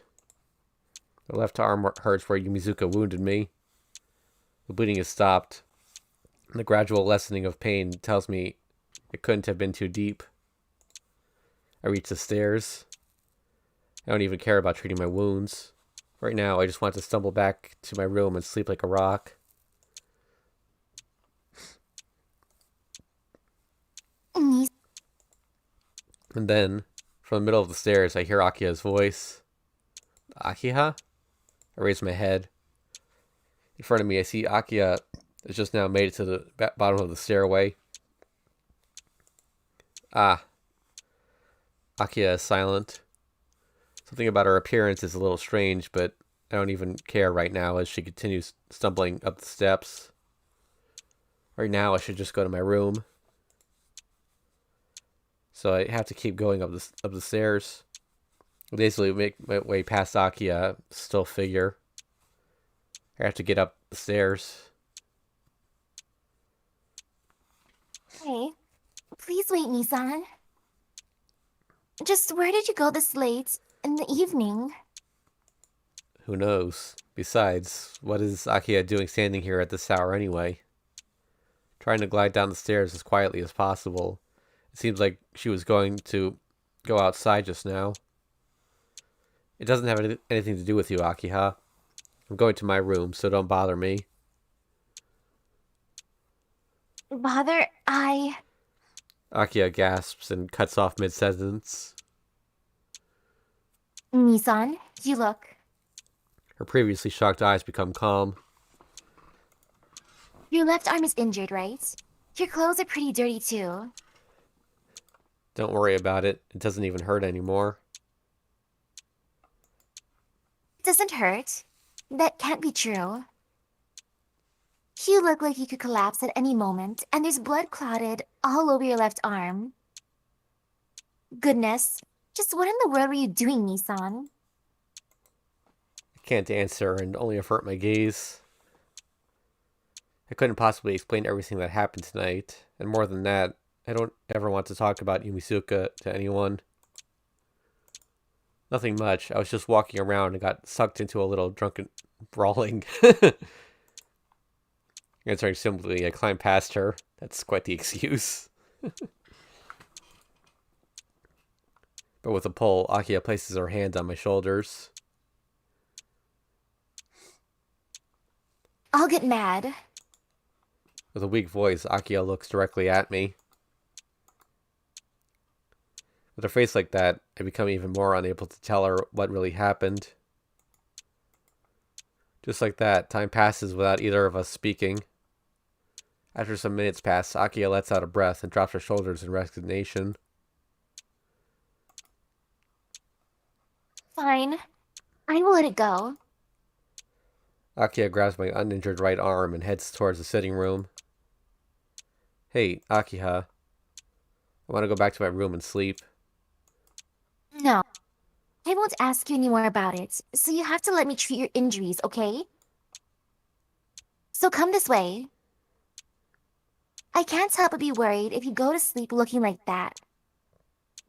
Still holding up onto my arm, she drags me with her to the lobby. Oh well, this is just how it is.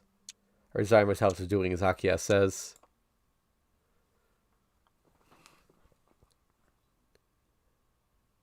The treatment was quite simple. I guess it was really not that bad to begin with.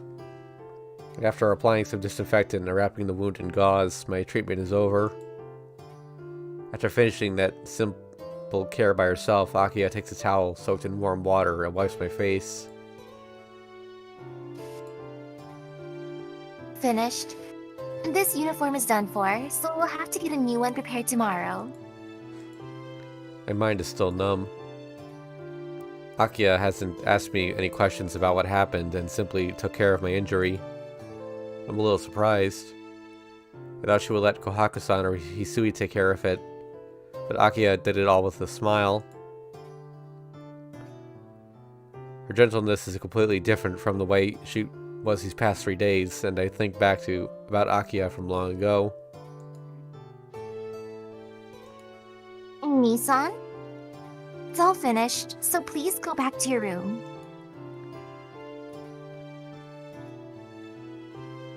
Didn't you say you would rather go to sleep than keep me company?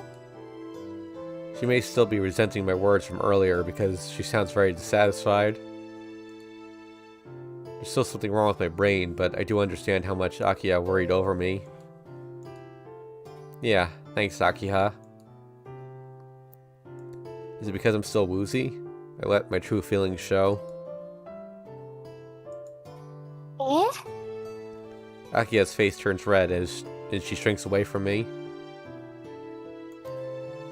Oh, I don't think this was anything to thank me for. You would help me if I was hurt, right, Nissan? That may be true, but it makes me happy. Stuttering, I finally realize it. I'm quite emotionally detached right now, but I honestly am happy that rather than Kohaku-san or Hisui, Akiya was the one that treated my wounds. Don't say such stupid things. Please hurry back to your room. Yeah, don't say such stupid things. We're on the Kohaku route, at least we're supposed to be. I know, right?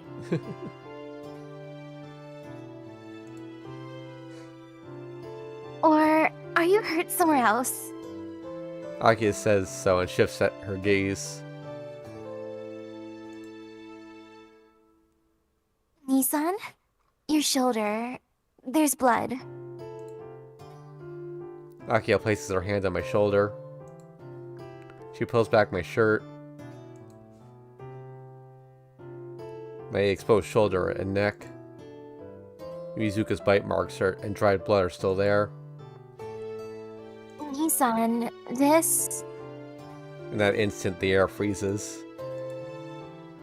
Fang-shaped wounds on my neck. I don't know how to even begin to explain that and descend into silence. Akiya slowly leans over her body toward mine. Nissan, there is still blood flowing here. Her voice is terribly taut with strain. The grip of her hand on my shoulder becomes stronger. Her body stops in a position somewhere between touching mine and not.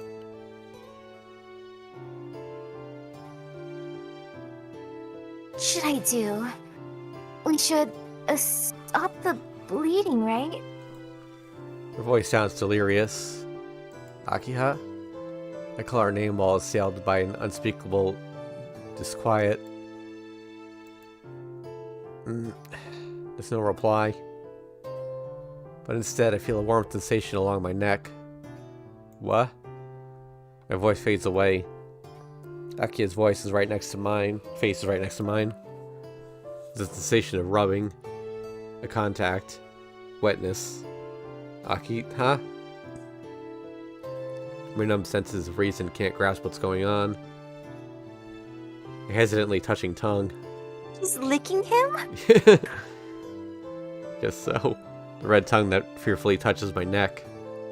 Shaking fingers that embrace me, the warmth of Akiha's body. Where was this when we did the Akiha route? Yeah.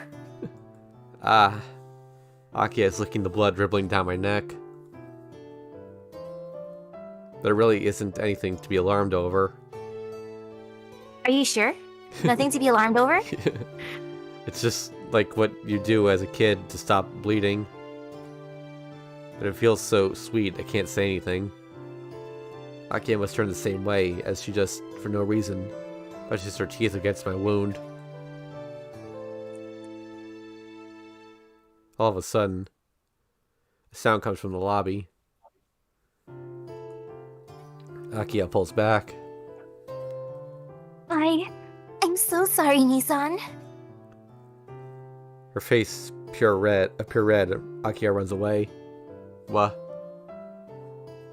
Left by myself in the sitting room, I reach my hand up to my neck. The warmth is still lingering there, faintly. She didn't have to run away, I murmur to myself and shake my head. Looking at the wound like that, I did a lot of that as a child. I did that to Akiha and Kohaku-san when they got hurt. Okay, guess it's just a thing to do. Well... What are they, lions? But that's just an act from a childlike purity. Only done as a child. Both of us grown up like this now and being the opposite gender. You can't really use that method anymore. What was she doing? She was acting pretty strange. Well, I guess I'm also strange right now. As if in a dream, I can't recall what exactly happened. Even what Akiha and I just did, I feel like it'll all be a dream tomorrow morning. And I reach my room. I lurch in my bed and collapse. Tiredness closes around my brain. Let's save down.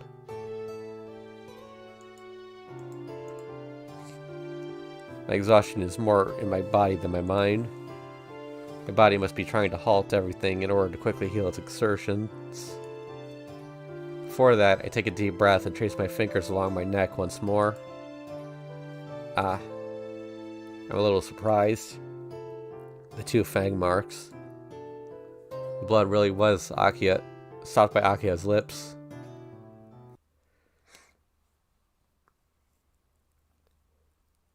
"4. Cradle Garden, 4th day, October 24th, Sunday." I wake up from a long sleep. The sunshine from the window looks closer to midday than morning. Must be because of how late I got back last night. It seems I've overslept. Dragging myself up from the bed, I look down at my hand. The sensation of how I stabbed Yumizuka remains. 2 nights ago, when I met Yumizuka and saw that hideous dream.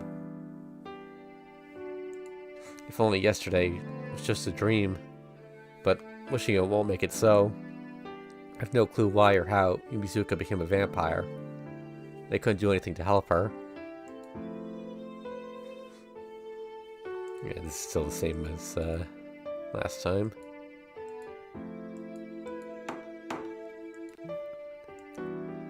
Hisui enters room. Nishiki-sama, how are you feeling today? I slept well, so I don't feel bad at all. Is that so? Hearing that makes me feel very relieved.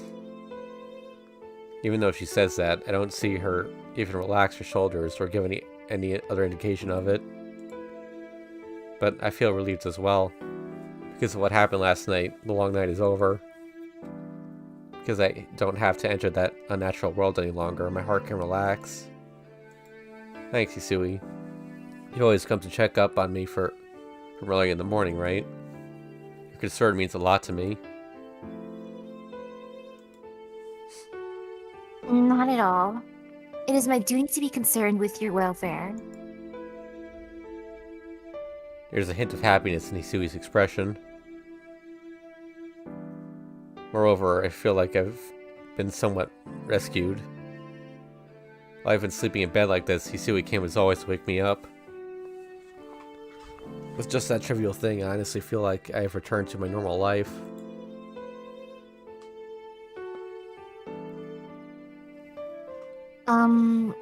Shiki-sama, this is somewhat difficult for me to say, but can I?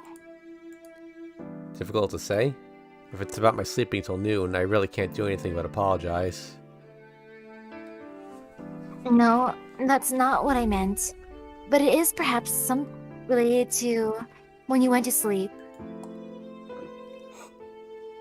Hisui fidgets with her fingers as she struggles to come up with the right words. I did not say anything, but Akiya-sama found out about last night. About last night. What? I mean, when you left late last night, Shiki-sama. I unconsciously turned my eyes away from her. I thought I managed to slip away undetected, but I should have known Hisui would still find out. Shiki-sama, your return late last night has gained the attention of Akiya-sama, so I believe you'll be asked to explain yourself sooner or later. She's in the sitting room and may be angry, so please be prepared. I see. I got it. I'll be prepared. But if it's about last night, then Akiya definitely knows about it already. After that, it was Akiya who took care of me when I was in the complete stupor. About that, will it be occurring again? I cannot stop you, but if you continue doing such things, I must tell Akiya-sama. No, nothing like that will ever happen again. Everything has ended last night. There won't be any phone calls anymore. Yeah, same thing about it being over.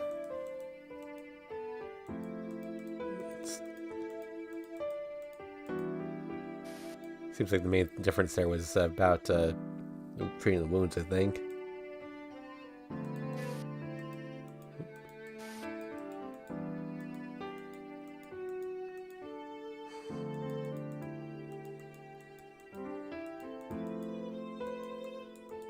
Yeah, this all seems to be the same. I'm also a little lost on the flowchart because there were conditions that I don't know if we met or not. Alright, obviously we help Kohaku here, but let me just make sure oops.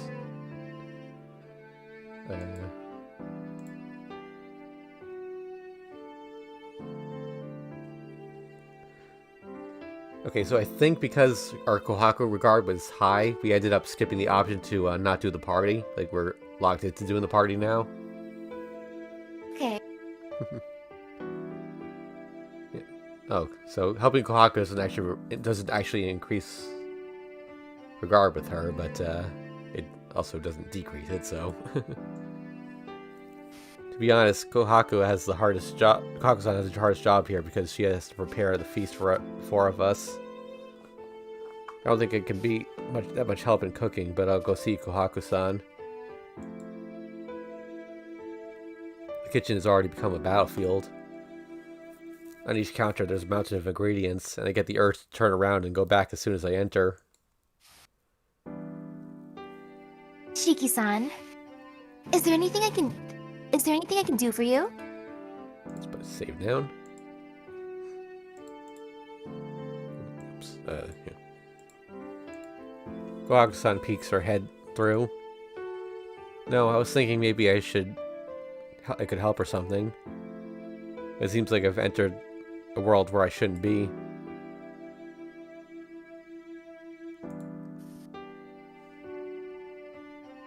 That really helps. To tell the truth, I was thinking of going to ask you for some help. Really? But I don't have any cooking skills, so I'm unsure if I can even help, Kohaku-san.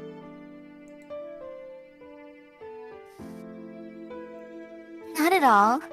It is something anyone can do. Come on, please lend me a hand. Kohaku takes my hand and pulls me with her. Not really understanding what's going on, I end up helping Kohaku-san. After calming down a bit, I realized the kitchen is actually pretty small for a mansion so large. It probably had a much bigger gallery when there were many people living in the mansion, but with just Akiya, Hisui, Kohaku-san, and they had the smaller kitchen prepared. Wouldn't it have been cheaper just to leave it as is, though? Like, and then not use all of it? Yeah. I feel like they could only get a small kitchen to take a photo of, and then had to make an excuse for why it looks like that.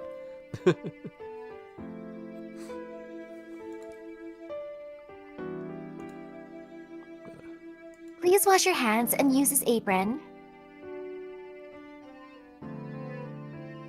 Oh, I don't know whose taste this is a reflection of, but she hands me an apron that says "Quiet, unsociable person" on it. I wonder who's the one who chose that apron.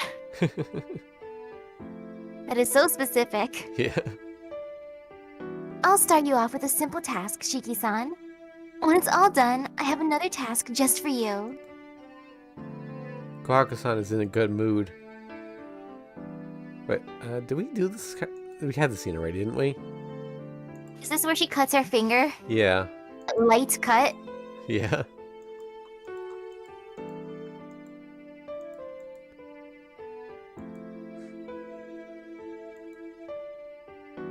You know, this really brings back memories. Before the incident and before I left the mansion, I played like this several times with Kohaku-san and Akiha. We were young then, and we didn't even think about how we were of the opposite gender. We were just in this spacious mansion, and all we knew was the continuous fun of every day. We played around so much, we forgot about all the things that bothered us before.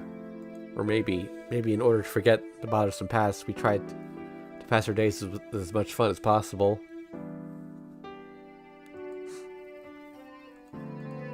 I think it's still the same.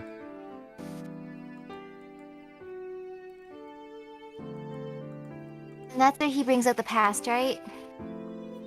Yeah. Yeah, they talked about how she's bad at cooking, but is good at cleaning.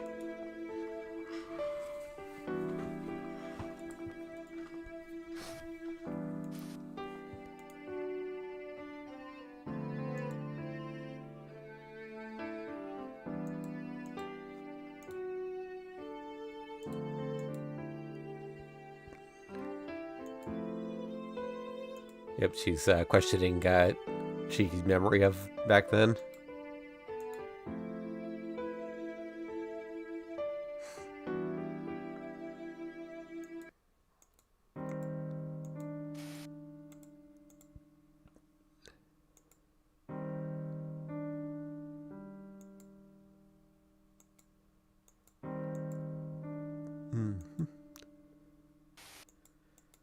Yep, same flashback. I don't know why this scene isn't a skip, but...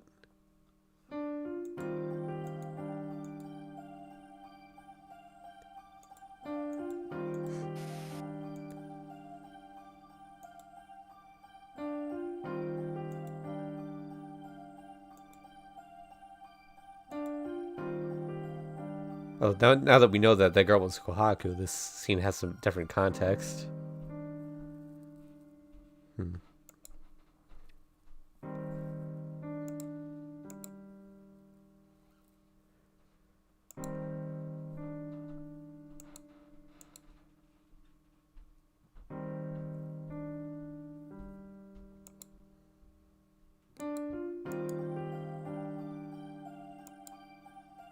Yep, okay, there's the cut.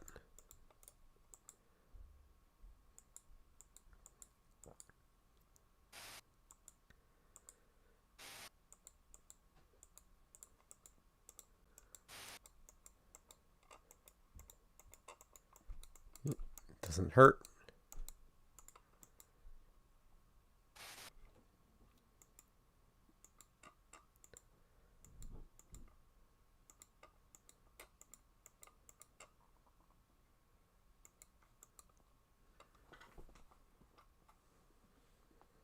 Okay, skip ahead. Alright, so where are we now?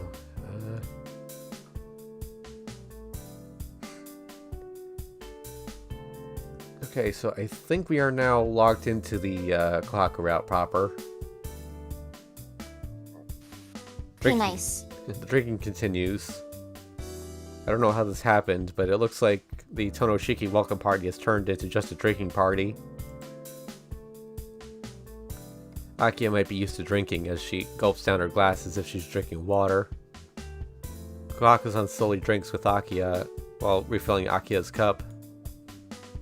Seeing that their faces still look normal, I'm guessing they don't show drunkenness on their faces. Incidentally, Hisui sits on the couch dizzyingly after drinking just one sip. Akiya really has quite a lot of tolerance. Looking at the smiling Akiya and Kohaku-san, I gulp down my glass.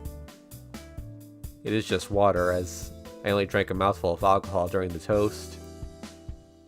I take a bite of the smoked salmon on the table. It is exquisite. In the Tono house, even the snacks are first class. Even though there might be a lot of problems, it's pretty enjoyable right now. To be blunt, Akiya and Kohaku-san's conversation is outright boring. It's as if they were just discussing how the sun rises in the east and sets in the west. Despite that, it all seems rather charming seeing them laughing at those kinds of conversations. On the other hand, Hisui is holding the glass she used during the toast and gazing vacantly. Whenever I look away from Hisui, the glass becomes a little more empty. She seems to be enjoying herself too. I sneak another bite of food. I'm pretty weak against alcohol, so I prefer to eat finger food instead. And what happened? Akiya stands up and walks over to me.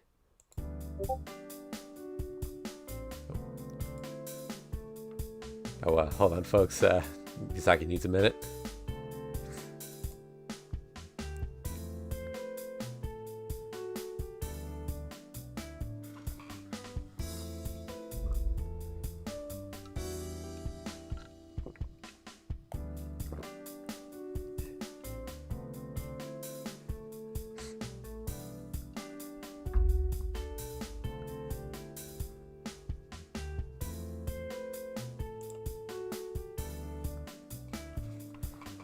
Okay.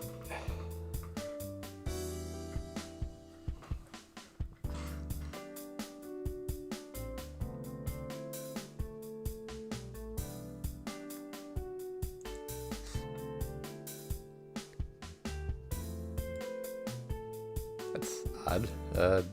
She said she's muted, but her thing's still popping up on the Discord icon thing.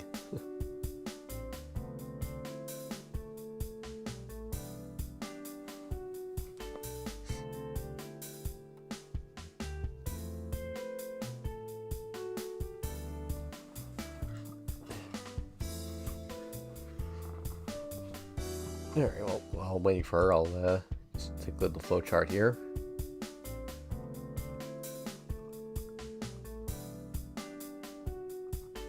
This flat R. Huh.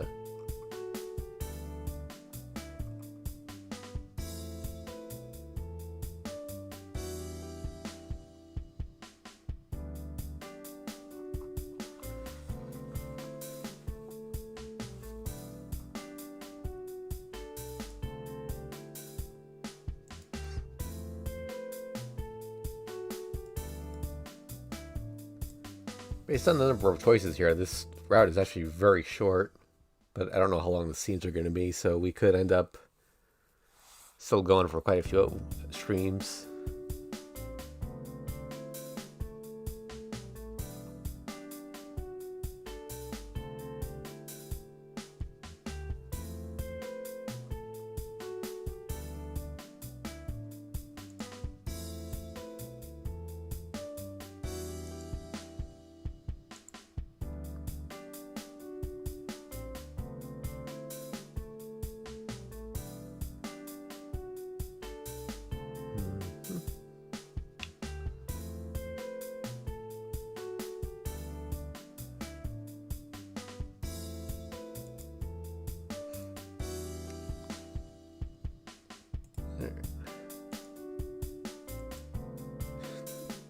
Wonder what she's going on. All she said was that her door was open, so she has to mute for now.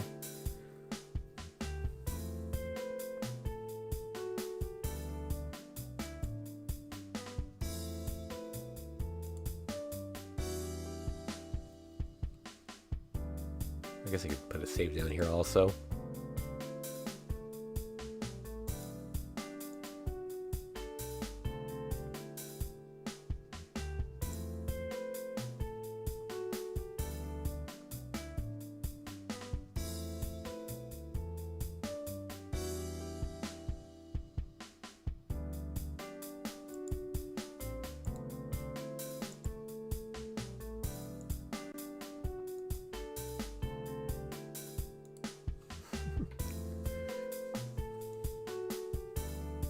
Oh, I forgot about the H scenes. Where the heck are those at?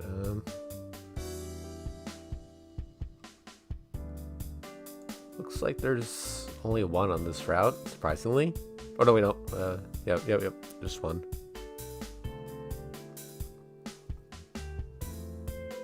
I guess Kohaku did technically have an H scene on Hisui's route, so...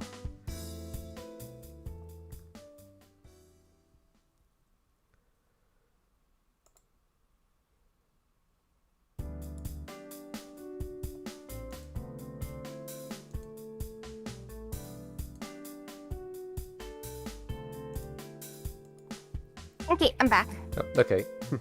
What happened? Sorry, it was apparently I wasn't paying attention. It's raining, so had to help quickly close windows and make sure there was like gets under where the roof leaks. Oh, okay. I didn't even hear the rain. It's raining here too, or it was earlier. Don't know if it still is. Okay, Oof. anyway, Nissan, you've only been eating. You aren't going to drink any? Akia looks at me a little dissatisfied. No wonder she looks so dissatisfied now, though, because he said he got into a drunken brawl yesterday. Yeah. Now look, I don't No, care well. if you get drunk, but you shouldn't try to make others drink at your pace. Not used to drinking a lot, so if you want to drink with someone, Kohaku-san can. Try to point over to Kohaku-san, but she isn't there. Seems like she went to get some more alcohol from the kitchen. Well, excuse me. I'm not the slightest bit drunk. Raising her glass with one hand, Akia leans forward. See, since Kohaku-san isn't here, I guess she's messing with me since she has no one to talk to.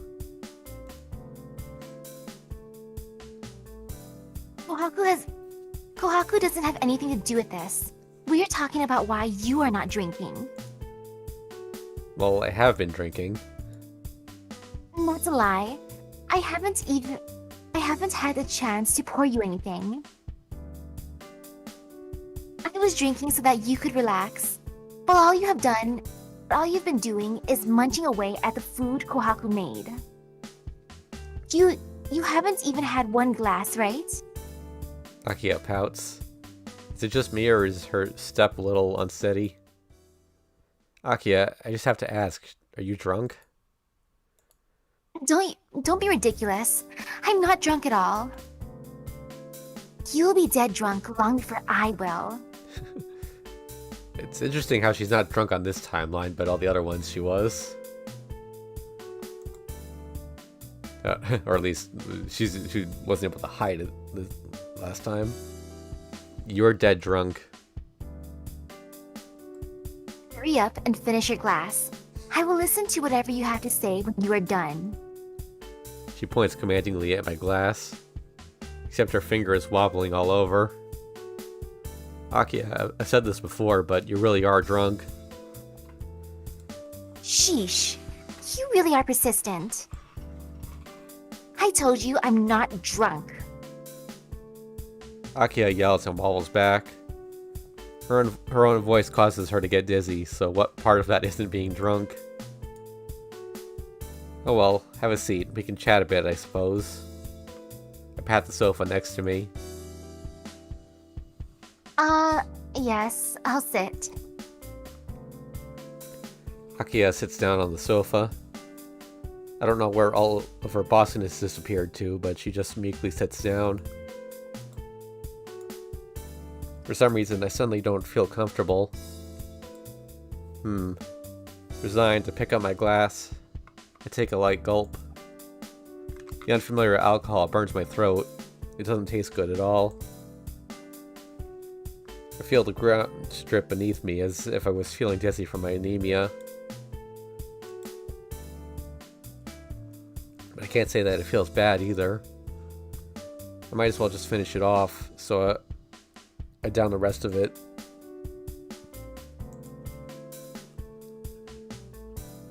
I'm surprised. You may have said differently before, but you sure seem to like drinking, Neon. What do you mean? I'm not a big drinker or anything. It doesn't look like it, but you were drinking that rather happily. Akia leans over and takes a bottle from the table. Water it down, but do you have any other preferences? Akia pours me some whiskey without asking. Common sense demands that I stop her. When she seems so happy, I throw aside any thoughts of common sense. Please water it down a lot, otherwise I won't be able to drink it. As you say.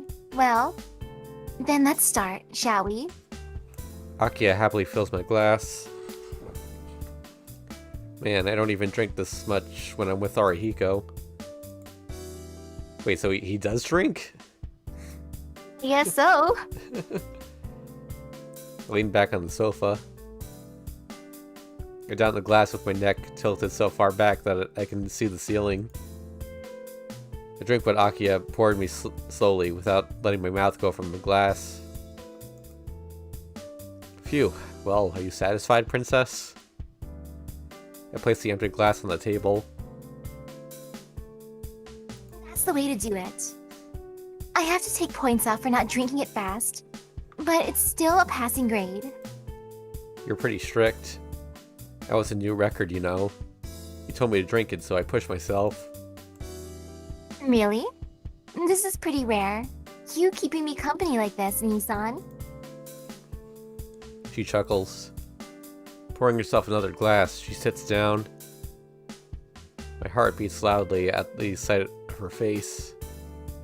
She looks so mature when she's drinking. She closes her eyes and tilts her head back. Seeing her white throat voluptuously gulp down the alcohol, I forget about being drunk. Ah. Akia lets out a deep breath. The glass is empty. She says under her breath something to the effect that it is delicious. What is it, Nissan? Is there something on my face? Nothing. It's nothing. Without thinking, I pick up my glass. Another one? This time, we'll have something a bit stronger. Akia fills up the glasses again. I didn't really want another glass, but I suppose it won't hurt.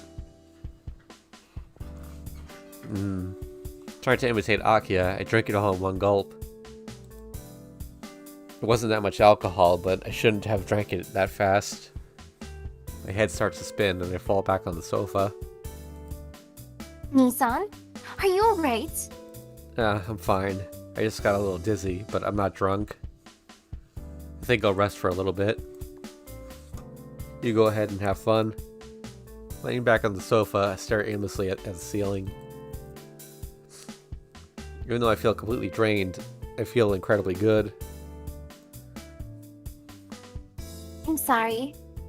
I forced you to drink too much. Akia's voice sounds very sad. No, maybe it was a little much, but it feels good. I drank it because you drank it so deliciously. I guess the result is alright though. So go ahead and keep drinking. Once I settle down, I'll join you again. Okay. If you say so, I will wait until you're done. I hear the sound of something pouring. As expected, she pours another glass and drinks it. That's odd. This isn't anything much, but I feel incredibly relaxed here. Alright. Taking a deep breath, I get up from the sofa. Nissan? Are you feeling better? I'm fine. I'll keep you company a little bit more. I give her my glass. Smiling, she pours me another drink. This time, I decided to drink at my own pace. Time passes by. Hisui has fallen asleep on the sofa.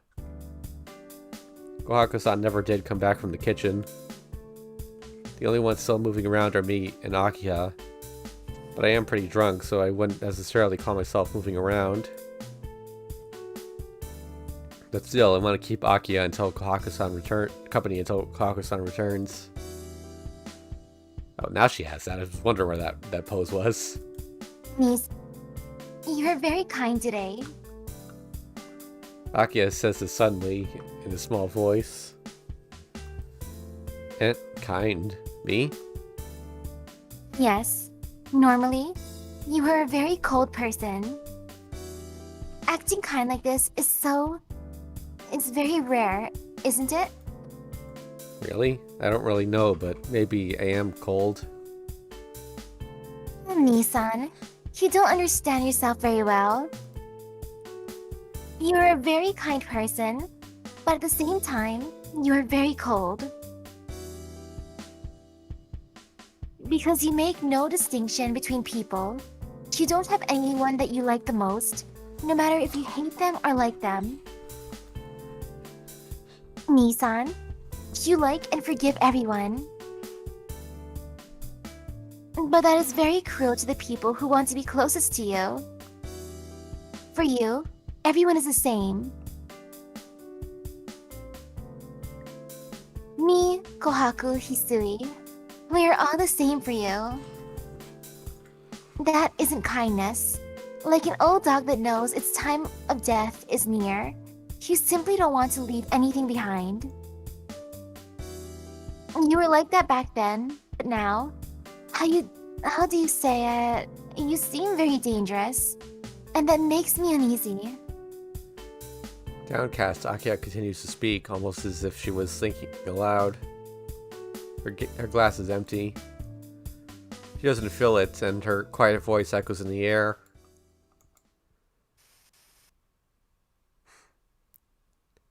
Hey, I just thought that you were maybe inconsiderate and very lonely.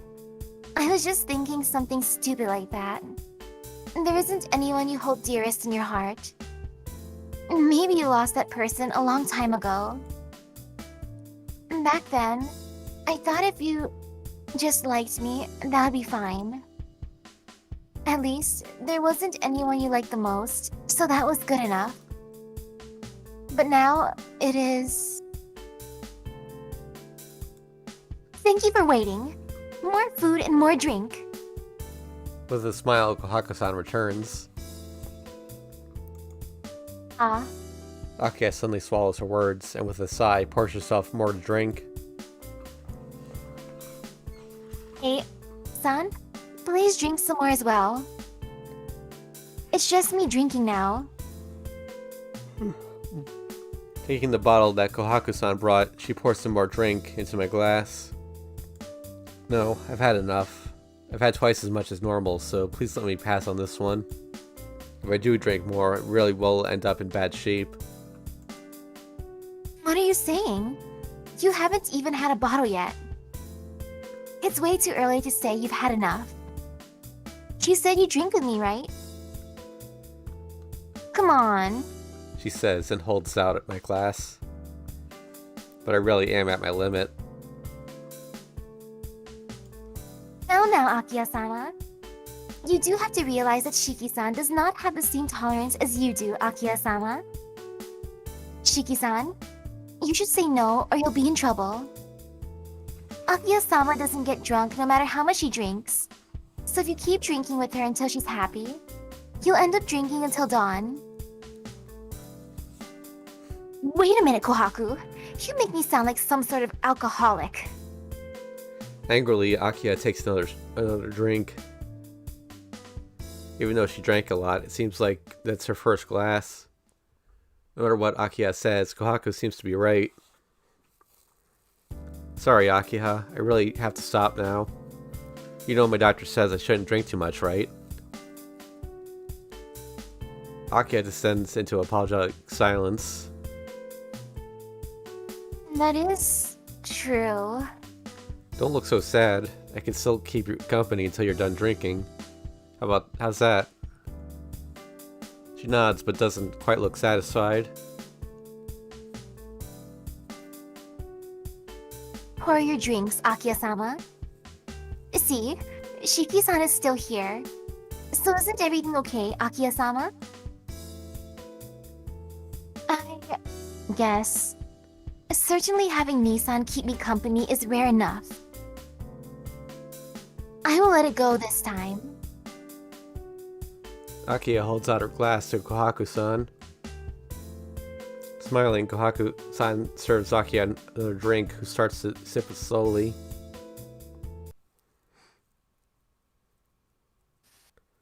It's gotten pretty late. Hisui woke up eventually, and we talked about unimportant things. It's probably the fault of the alcohol, but I don't remember what we talked about at all. Just meaningless, warm conversation. Because I wasn't used to that kind of stuff, I settled into an insecure comfort, like hanging from a silken thread. It's probably because of that. On one hand, I thought it would be nice for this to continue, but on the other hand, I wanted a little time to myself. And all of a sudden... Nissan? Akiya, with eyes full of anxiety, looks up at me. What is it? Are you feeling okay, Akiya? No, that's not it. I just got uneasy all of a sudden. Hey, Nissan? You won't go away again, will you? No, I don't know what will happen in the future, but I've decided to stay here for now. At least until I finish school, and until it seems that Akiya can manage by herself. But that would imply that I would leave sometime. Stop. I don't want to hear those words. This is your house, so no matter what happens, it is best for you to live here, right? After saying this, she downs her glass. An amazing sight. As if drinking down her uneasiness, she empties her glass. Gulp, gulp. Her cheeks are faintly flushed, showing that she has a buzz. Akiya sighs. Why do you always make me feel so uneasy, Nissan? She must be drunk as she stares at me blankly. Seeing that, my heart starts to beat faster for no reason. Are you listening? As long as you're here, I am fine. But you always... Her eyes look straight ahead. Her cheeks are red and her eyes are glazed. This all seems very erotic. Maybe it's because I'm drunk as well. She is my sister, so why? Aki, ha? Nissan, I feel strange. She speaks aimlessly as if she was someone else. If this keeps up, Akiya-sama, your glass is empty. I'll pour you some more, okay? She's slipping us the morning glories. Maybe. Yeah. Thanks, Kohaku. Kohaku-san pours her another drink, which she downs promptly. And then, all of a sudden, Akiha looks very serious. Akiha? It's odd. I seem to be drunk. She massages her temple with her fingers. Seem to be drunk. You've been drunk for quite a while. What are you saying? I'm drunk, so of course I won't make sense. She places her glass on the table quickly. That's strange. I just got started. Saying that, she collapses towards me. Hey, Akiha. What are you... That is pretty obvious, though. Hey. There's no response. Breathing tells me that she is happily asleep. And this is rare indeed. I have not seen Akiha drunk in years. In years? When did they first start? Yeah. Were they drinking when they were 10? Like... I mean, based on the tonal household, I wouldn't doubt that. Kohaku-san smiles Kohaku-san- amusedly. Yeah. Oops. That is... wow. Kohaku-san, what do you mean? Well, Akiya-sama does not usually get drunk. But when she drinks over a certain limit, I guess all the alcohol hits her. And she falls asleep. So for Akiya-sama, drunk is the same as going to sleep. I don't know if that is a good or bad. But if Akiya-sama got drunk like most people, wouldn't that be scary? Shiki-san, could you imagine a rampaging Akiya-sama? Kohaku-san paints a very frightening mental image. Deciding not to answer, I look at Akiha's sleeping face. Akiha is sleeping contentedly. She's leaning with her whole body up against mine. I can feel her breathing and body warmth. I remember that strange feeling I felt before. She must have been completely drunk because she seemed like a totally different person. I can't deny that I was utterly flustered. Having her sleep so contently against me puts me in a daze. Without a doubt, she is very beautiful. I couldn't believe she was my sister when I met her after 8 years. But that doesn't mean anything. All I can think is that looking at her resting up against me is a good thing. Without a doubt, she is my sister. One of the reasons I came back to the mansion was to protect Akiha. Shiki-sama, if Akiya-sama sleeps like that, I believe she might catch a cold. That's right. It is October, so we shouldn't let our guard down. I will take Akiya-sama up to her room. Hisui hoists Akiha over her shoulders and exits the room. The only ones left are me and Kohaku-san. Well, if Akiya-sama's asleep, then we should end this party. I will take care of tidying things up, so please return to your room, Shiki-san. I nod. I really do want to help, but I'm a little too drunk for that. If I helped in this condition, I'd probably just get in the way. Sorry, Kohaku-san. Please take care of things. Just leave it to me, please. Good night, Shiki-san.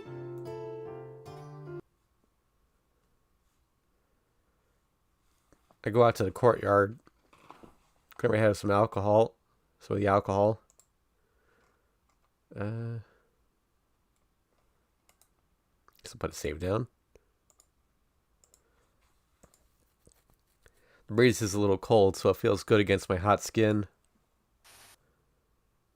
I admit, what was that flash just now? I was looking away.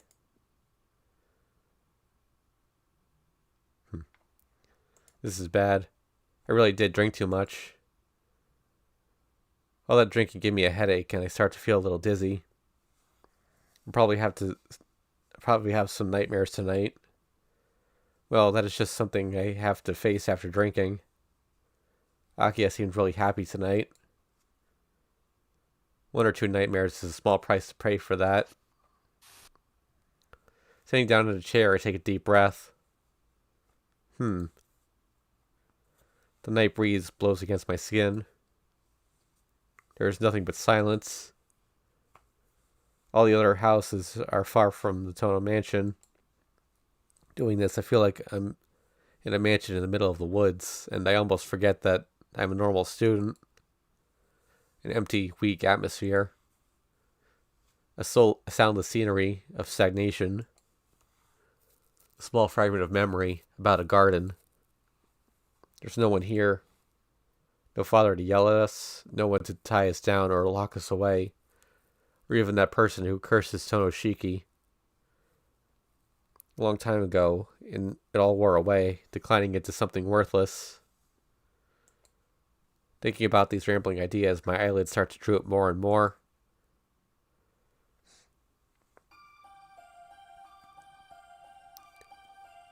Shiki-san, if you sleep there, you'll catch a cold. And that voice jars me from my sleepiness. Sorry, Shiki-san. I guess it would have been better if you didn't drink anything tonight. Kohaku-san says this with her usual smile, looking at me. Seems like Kohaku-san must have guessed I came here to cool off. I guess I got a little carried away. Oh wait, no, that's her. I guess I got a little carried away, not thinking about your health. I forced you to do too much. It was very tough, wasn't it? Kohaku-san apologetically keeps her distance. What is this? This doesn't seem like the normal cheery Kohaku-san. It was my decision to drink, so she shouldn't feel bad about it. Jeez, this isn't like you at all, Kohaku-san. I look at Kohaku-san, but she's still looking apologetic, so I sleepily gaze into the forest.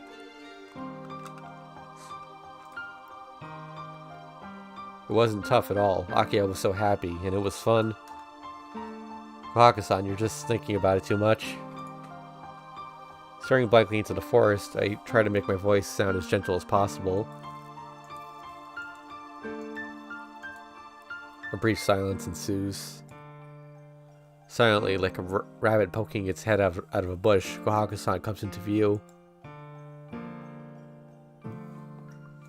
Kohaku-san? So you were awake, Shiki-san. You got quiet all of a sudden, so I thought you fell asleep. She says this, scolding me. It sounds like she wants to tell me that I shouldn't sleep here. I'm fine, Kohaku-san. I'm awake, so don't worry. I'll go back to my room once I'm done cooling off, so you can go back inside. I refuse. I wanted to cool off as well, so I would keep you company until you're done. With her usual smile, Kohaku looks longingly at the fallen leaves in the forest. Well, if you feel like it, then that's fine, Kohaku-san. Kohaku-san doesn't answer, and she walks over to the leaves, which crinkle as she takes each step.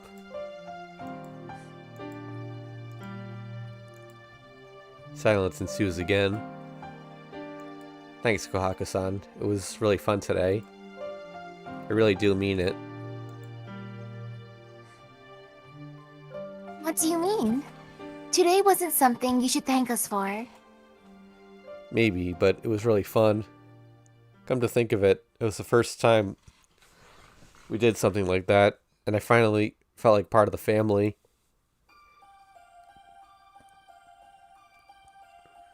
It isn't like we didn't do things like that when I stayed at the Arimas. It's just that when I lived there, I didn't ever want to be a bother, and I couldn't concentrate on having fun like today. Family? Tilting her head to the side, she asks in a soft voice. For a very brief instant, it looks like Kohaku-san removed her usual mask. but she returns to her usual self.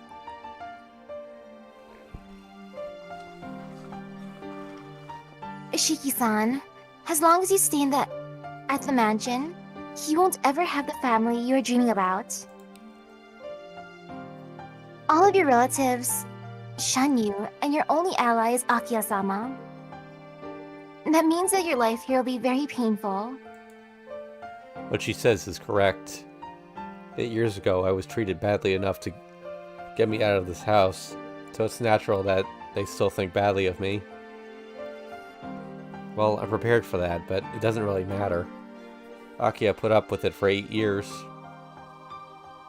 I'm her big brother, so I should be able to put up with it easily. Those 8 years. Since she was little, Akiya had to endure a very strict upbringing. Compared to that, my relatives disliking me really isn't that much. I see. Akiya-sama is really lucky, having a brother that thinks so much of her. I don't know. I don't think I'm a good brother to Akiha. Still smiling, she continues to giggle. Seeing her laugh so much makes me feel a little embarrassed. But that is strange. Thinking only of Akiya-sama, not thinking of yourself like that. Eh? You two have led a bad life. Being disinherited and sent away. There had to have been some hard times for you too. And when you finally start to really get along with the Arima family, you come back here. You were made to leave a normal family that suited you the most due to a mere whim of the Tono house. I don't even know how to respond. That morning 3 days ago, I remember the face of Keiko-san standing in the doorway as we parted. I didn't want to see that always steadfast person so sadly. Like Kohaku-san said, I left a big part of me behind that was so attached to them when I left. See, Shiki-san? Don't tell me that you never thought of that. No, that's something I shouldn't think about. Kohaku-san, why are you... I wanted to ask why she was bringing all this up now. I wanted Kohaku-san, Akiya, and Hisui to think that I came back here because I wanted to. Shiki-san. I hear her voice. I can't ignore her voice, so I look up. Too. You would have been happier staying with the Arima family. But why is she... Why? Why'd you come back to the mansion now, when there is only unhappiness waiting for you back here? Why is she asking that with that almost crying face? I can't answer. I just stare at Kohaku-san as if I was in it was as if I was in some sort of trance.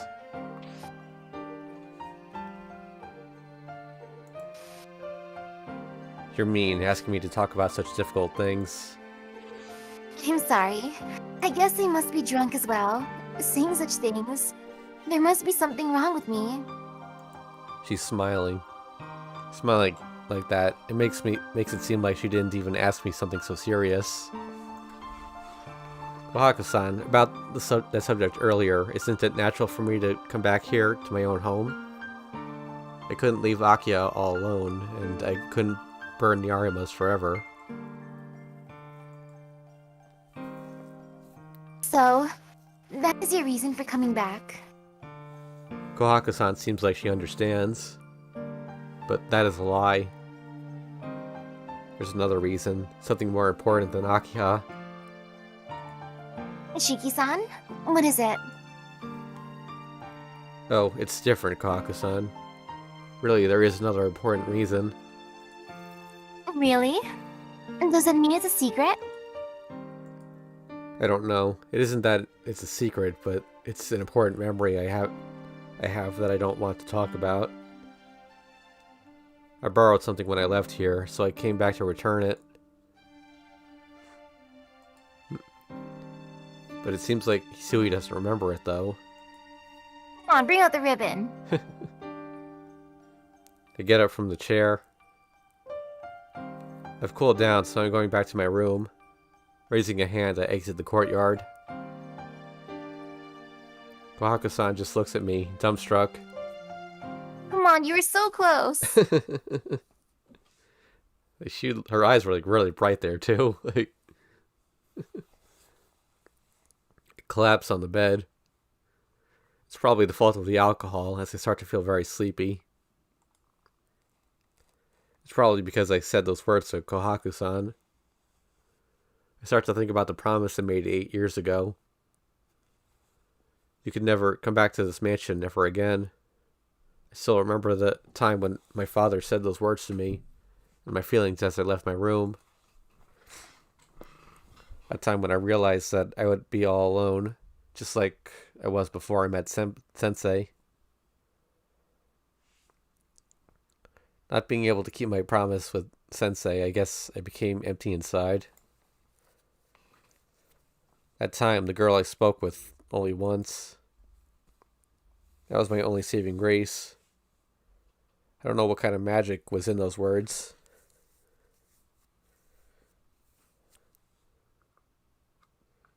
Give it back, okay? Just those words. But to me, those words meant so much back then. I always thought those words were important. Well, it seems that Hisui forgot she ever said them, though. Oh well, it can't be helped. It was just a promise we made as children. It is a shame, but it really can't be helped. 8 years is a long time. Actually, remembering a promise from your childhood is stranger than forgetting it, I suppose. Well, I should sleep. Taking a deep breath, I close my eyes. I sink into a deep sleep.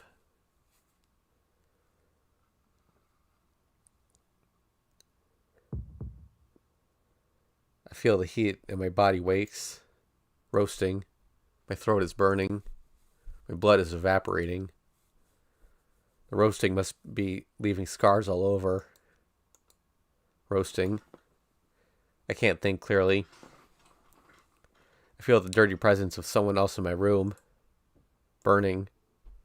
I decide to leave my room. Oh. The clock says it's past midnight. The burning won't stop. Confusion. Thump, thump. My heart pounds. Sexual excitement. Okay, so this doesn't say it's an H scene. That's not supposed to come until much later. And we're always on edge around Shiki now. Yeah.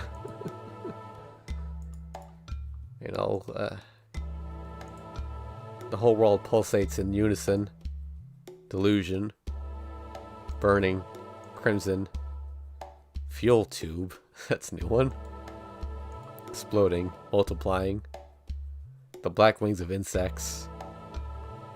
It's as if my eyes, blood of mad desire, have a pulse. Type. Different death. I enter the darkness. My exploding heart urges me forward. More and more. Thump, thump, thump, thump. The beating that makes my existence pale in comparison. My heart doubles, burning my single body with their fierce pulsation. Now, time to fulfill our wish.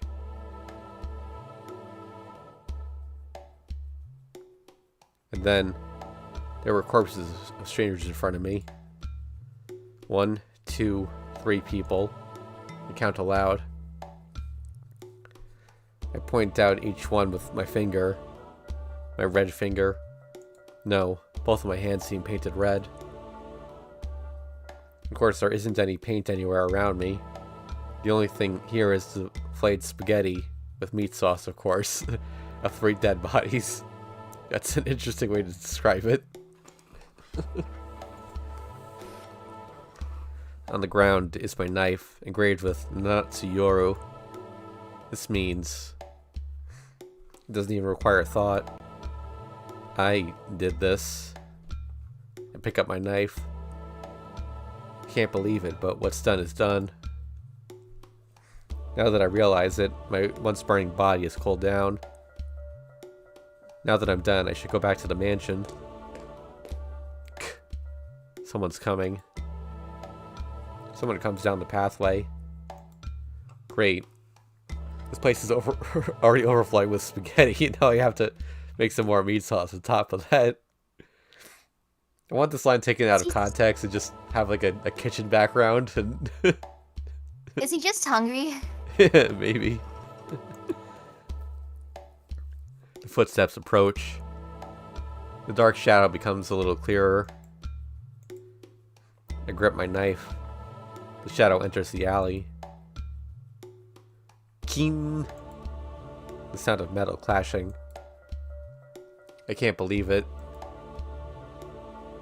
Without any indication at all, that shadow totally intercepted my attack. The enemy also uses a knife. One attack canceled each other's fatal strikes to the throat. That's surprising. Our voices overlap in the darkness. We both put away our knives at the same time. The other Shiki didn't have a knife, right? So who could this be? He wanted a blade to match him, but it was a blood blade. Yeah. I didn't expect to see my kind here after coming back. It's my first time seeing a killer. He laughs as he says this. A pure laugh without any bad intentions. It's like the laugh of a boxer that finally cut weight and steps into the ring to face his greatest lifetime rival. Probably. I have the same smile on my face. They're bonding. Heh. He snorts as he turns around. We walk out onto the main street. This looks like a good spot. It's a bit odd for two grown men to be standing about, isn't it? Nope, I sit down on the sidewalk. As if he just thought of something, he keeps walking to the vending machine. This can't be Shiki, it's gotta be someone else.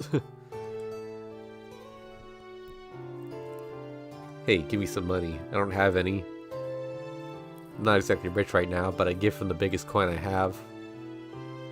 I always wanted to try this. I can't get a voice for him until I know what he looks like. if it's not Shiki anyway. He says this happily and buys 2 cans of coffee. Catch. Alright. I get the change and a can of coffee. He sits by my side and takes a drink out of the can. For some reason, I think this is all I've been doing all day. Yuck, I don't think cigarettes and coffee are that great. Wonder why adults even drink these. They're training their endurance. Being an adult is pretty hard work. Ah, I see. You're pretty smart. He chuckles, delighted.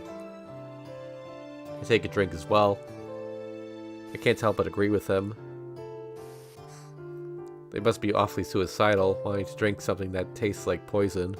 Bruh, I've been drinking coffee since I was in preschool. How dare you, Shiki? I don't really care for coffee myself, but...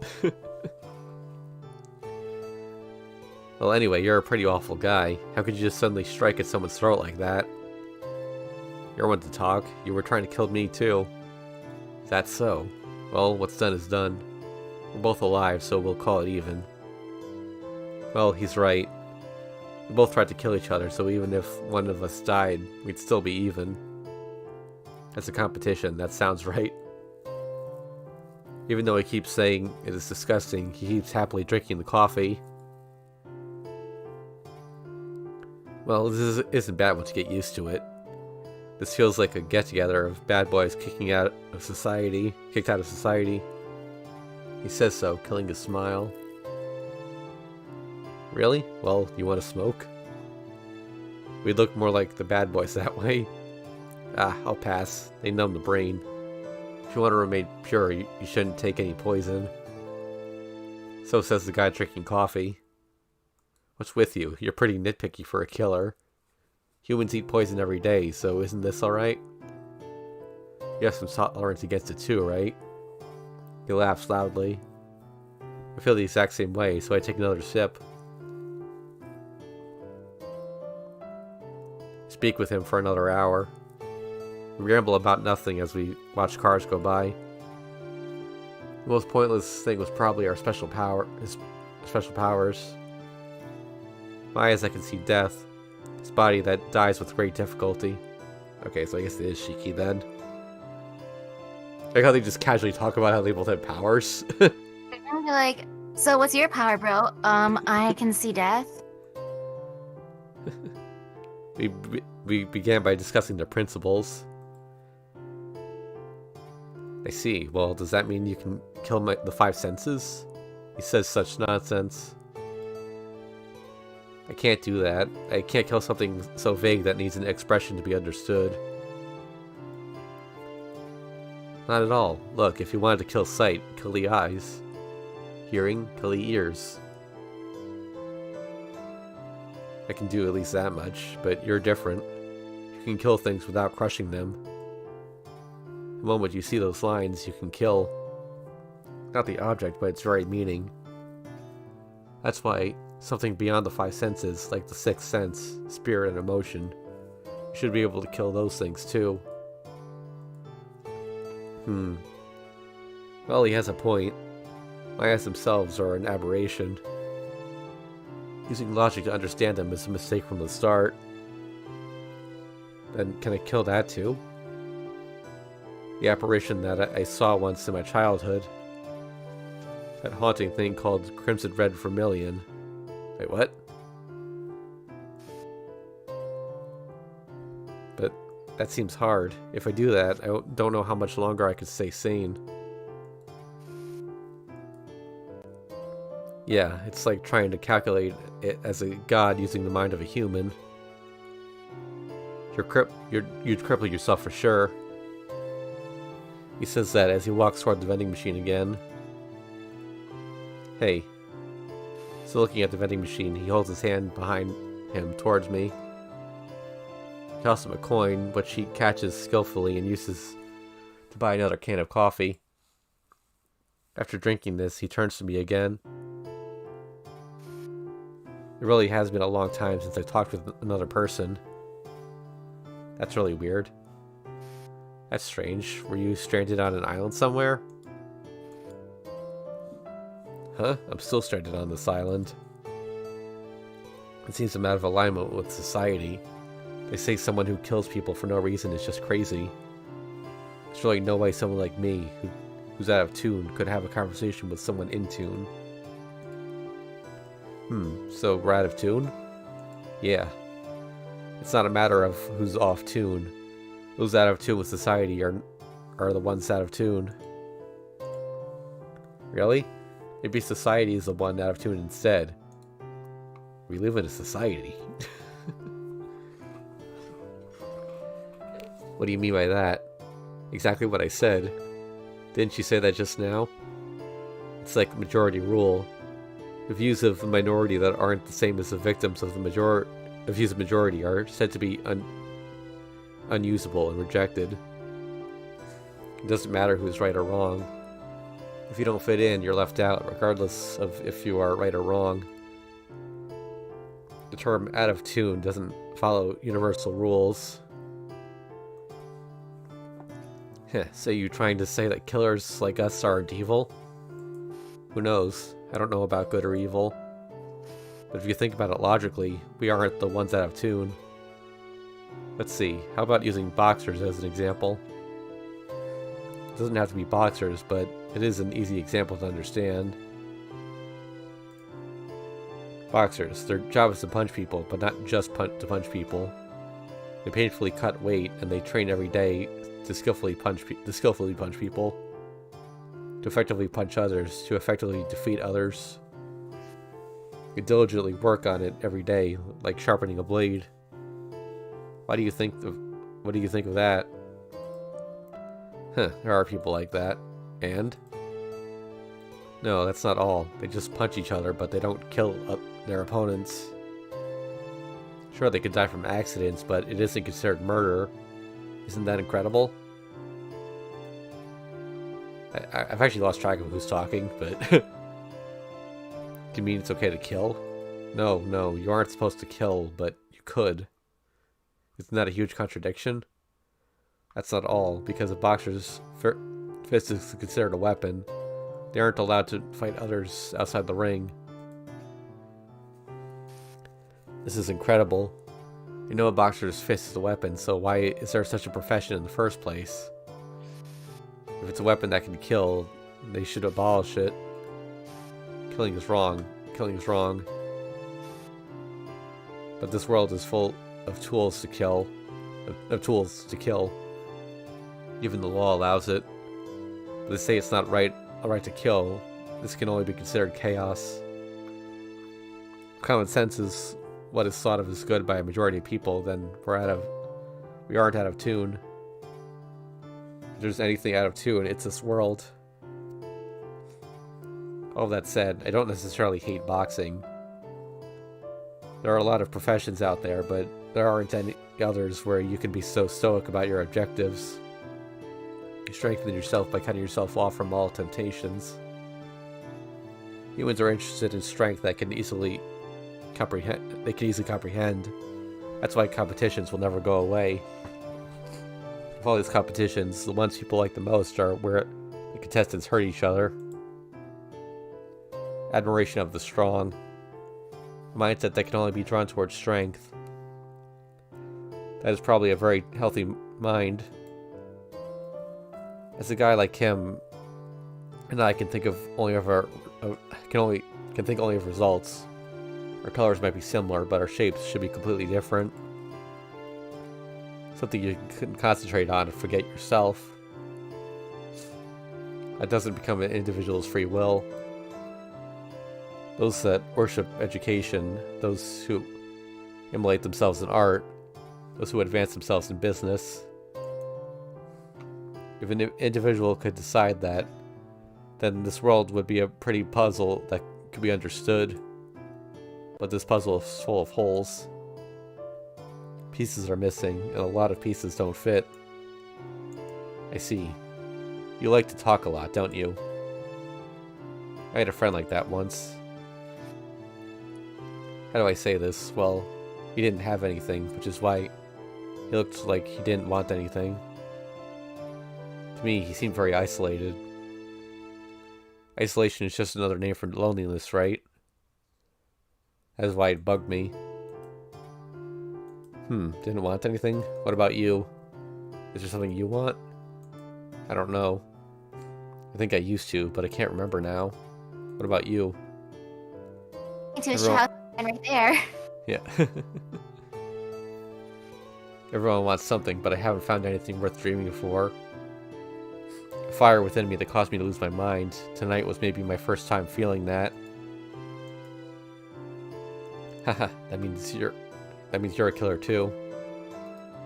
God, do you have any idea who's saying which lines at this point? Because I'm pretty sure the one, like, I had a friend like you before was Capital Shiki. Okay. That's what I thought, but I don't know, I can't be sure yet. What about you? Was killing fun? Are you stupid? If it was fun, I'd do it non-stop. There isn't any reason. Once you start, you just get hooked. I see. I think I understand a little bit.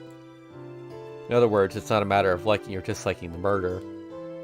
It's a matter of when he does kill someone, whether he can devote himself to that action. That's probably the difference between being in or out of tune. Hey, didn't you ever take it apart a radio when you were a kid? Radio? You never killed anyone like that. Classic, need 6 sips of water.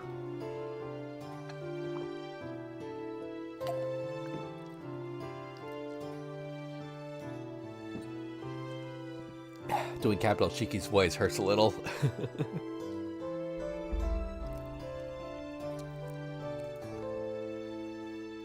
Right, thanks for being a moron. To be honest, that was a joke. Animate objects and inanimate objects are completely different. Maybe people like us should be doctors instead. A doctor? I hate medicine. When you get a shot, don't you feel yourself getting diluted? It's like you're becoming a puppet, right? Is that so? I have my own doctor, so I take medicine like it was nothing. Ah, it really was a lot of fun. He stands up, and with empty eyes, he looks down at me. Well, we don't need two of us in this town, right? Two lions in a cage this small won't even be able to mark their own territory. Looks like he's going for his knife. The inorganic reek of murder. He really does want to fight to the death. You shouldn't, I said quite naturally. Why? Well, as a living creature, you're stronger than me, but if it's a fight to the death, I'm superior to you. He grinds his teeth. After a twitching smile, ha ha ha ha ha ha. He laughs extremely loudly. What? Was it that funny, killer? Nope. The man continues to laugh.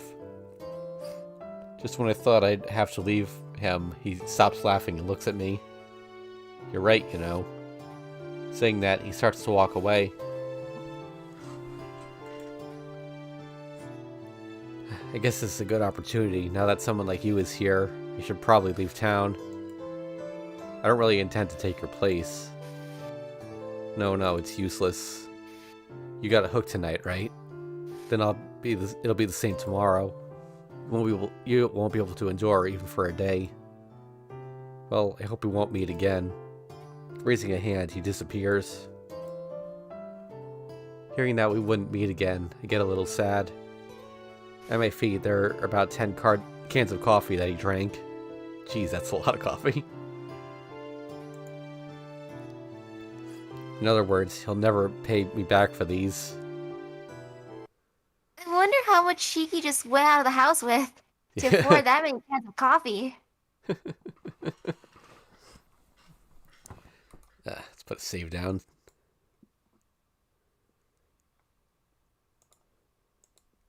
I make it back to my room. It's almost dawn. I should just forget everything and go to sleep.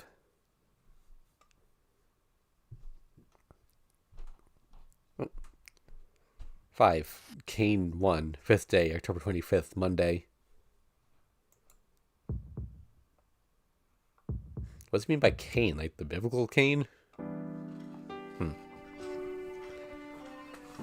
Wrenching pain suddenly wakes me. Ouch. I lift myself up from the bed. I sleepily check my back. There aren't any wounds. The pain is exactly my back, but more from my spine. I guess I meant to say isn't exactly my back. And it's not so much pain as it is a feeling of something hot welling up around the back of my neck. I must have slept wrong. It's a good thing this bed is soft, but when it's too gorgeous like this, all of a sudden I look down at my hands and my mind halts completely. What is this? Is there spaghetti? I stare at both hands. Red. From my elbows to my hands, my skin is painted red. My fists are dark vermilion. No, red doesn't quite describe it. Dried red on my hands is closer to black. I don't understand. Last night I spoke with Kohaku-san in the courtyard and went straight to bed. I didn't do anything to make my hands like this, and I don't remember seeing a nightmare. My head is throbbing with pain. I put aside wondering why my hands are painted red. It's almost 7 o'clock. I have to go wash my hands before Hisui comes to wake me up.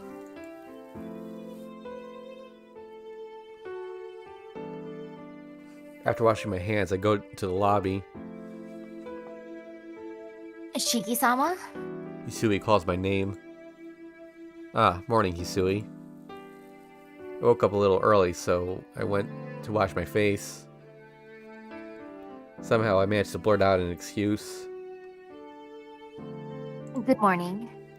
Well then, what should we do about your change of clothes? I have prepared your uniform in your room. It seems like Hisui was already in my room and we just missed each other by the stairs. Yeah, I'll go ahead and change after breakfast, so leave it there. Sorry for not being there when you came to wake me up. As you wish. I will go tell Nessan, so please wait in the sitting room.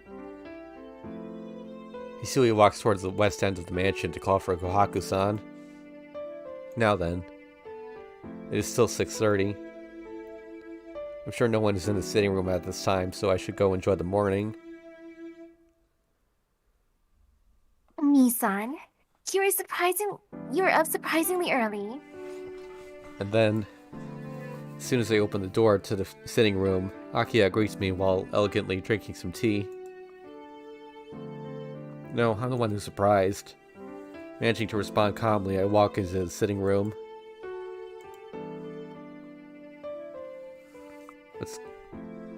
What's going on? Do you usually get up this early? Is it that early? Today I slept in an hour more than usual, so I don't think it is early at all. She seemed to be in a very good mood. Usually... Nissan, it is common sense for students to get up this early. Do not assume I am lazy like you. is what she would say. Akiya, did something good happen? I ask full of fear, to which she answers with a big smile and a nod. Nissan, please have a seat. Breakfast is not for a while, so please keep me company. Sure. I sit on the sofa across from her. She prepares a separate teacup. Some tea is poured into the opulent teacup. Steam comes out. Even the steam looks bourgeois.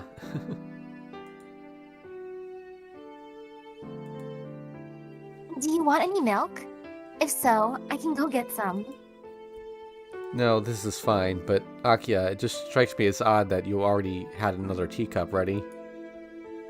I ask this being a fairly natural question. Yes, I always prepare an extra set so we can have tea if you ever come. You mean you were waiting for me yesterday and the day before? I'm a little afraid of her answer, but she doesn't seem angry at all. And that is true. But you don't need to worry. I do it because I want to. So you may do the same. Her words are correct. Besides, I think this is fine. It's good enough if you wake up early, only once in a while. Smiling, she brings the teacup to her lips. A chill runs down my spine. Something is wrong.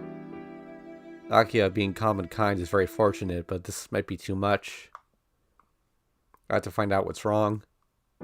Akiya, you... Yes? What is it, Nissan? I hate to ask, but are you still drunk?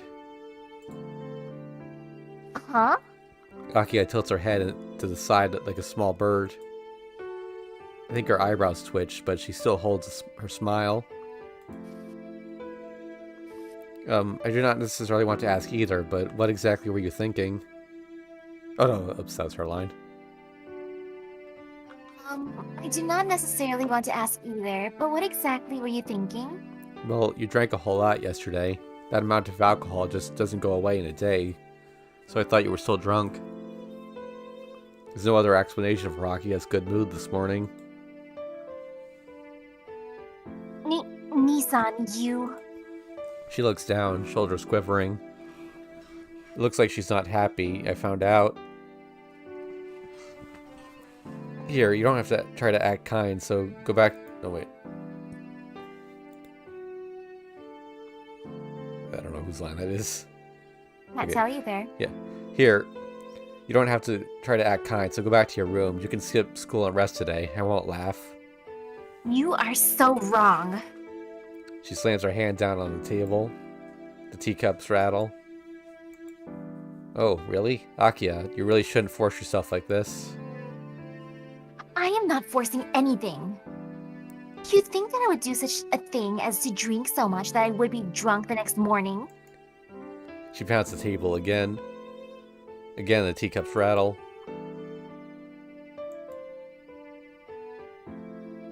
You ruined the mood. First of all, don't make my plans yourself. I don't need your permission to skip school. She stares at me, breathing heavily. I take in her gaze and cross my arms. You're back to normal now. Well, since you have that much energy, I guess all of the school is... I guess all the alcohol is out of your system. Ah. Akiya stares at me, aghast. Nissan, did you plan this? Not really. I actually did think that, though. Your method is a bit sneaky. Why can't you just keep peaceful mornings peaceful, Nissan? Seemed to you. A peaceful morning isn't something you control. Well, I'm happy that you're always waiting for me, though. But I think it's better if we spend the morning like this. So go ahead and say the things you want to say.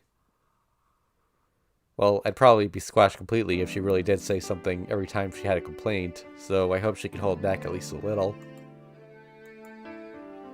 What's that? More like it is now? Is that the kind of relationship between us? Can't we? I just want to be honest with each other. I don't want to lie or hide things.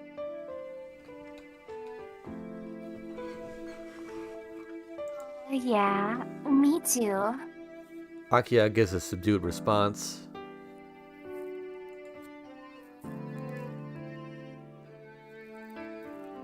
Geez, Nissan, you seem to have become a better talker since I last saw you. Back then, you could never calm me down like that. Is that so? That was just me talking honestly. As your Oni-chan, I just wanted to get along with my beloved... No, I can't say that. My dear little sister. Not on this timeline, anyway. Oni-chan, even if you were just joking, please don't say that. It feels sick. Akiya averts her eyes. She just stares at her teacup. I do not... Oh, no. I do not want to hide things from you either, Nissan. She manages that response. What? Are you actually hiding something from me, Akiya? No. Well, if it's something I want to say, then I want you to get up early every day. Really. I was happy when you woke up this early today, since that's the first time you actually woke up early. Yeah. So, if you had tea with me every morning, I would be able to go to school every day happily. Akiya visits and glances around. Then... Thank you for waiting. Shiki-san, breakfast is ready.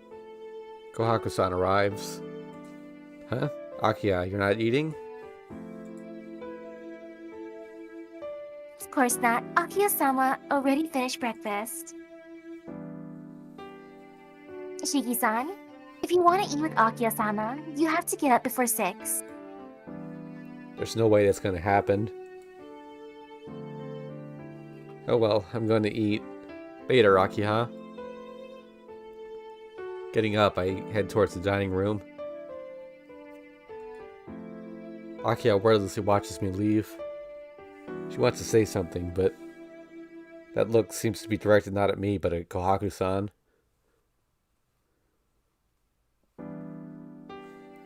I return to the sitting room after breakfast to find that Akiha is not there. Instead, I run into Hisui, who's gathering up all the teacups. Huh? Hisui, where's Akiha? Akiha-sama already left for school.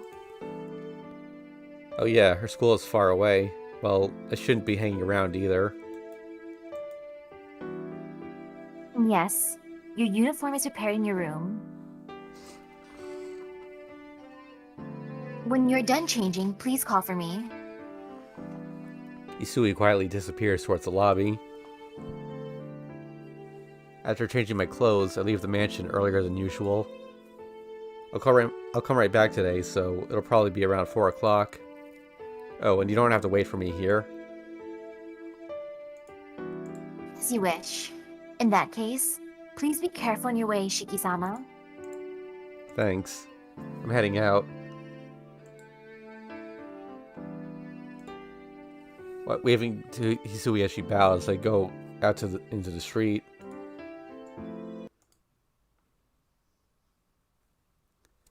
I uneventfully arrive at my classroom and start another normal day of classes.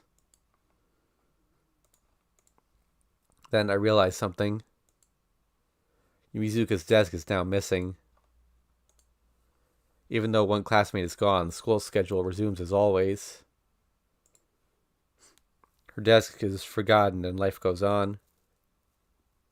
Why? As soon as I realize it, I become uneasy. What happened with Yumizuka was something that I could not forget. So why is it that until now I didn't even remember her?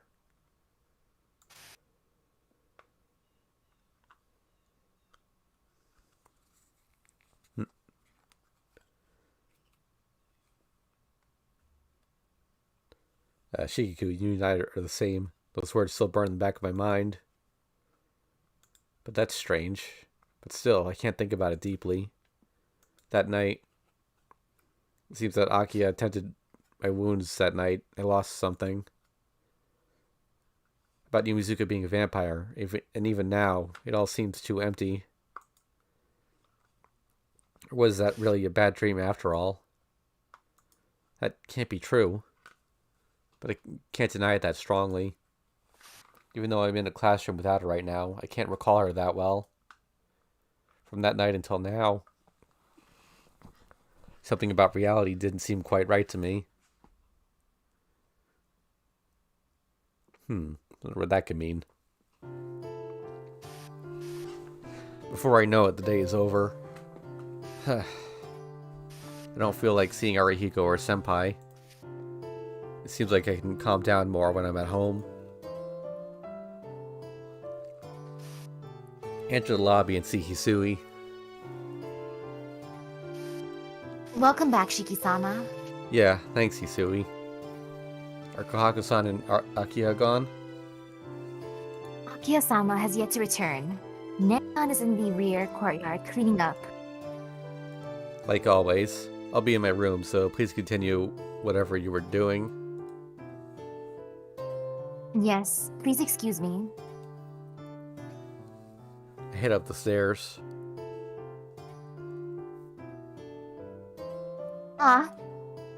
Shiki-sama. I will be arranging Makihisa-sama's room. If you need anything, please call me. Hisui walks toward the eastern end of the mansion quickly.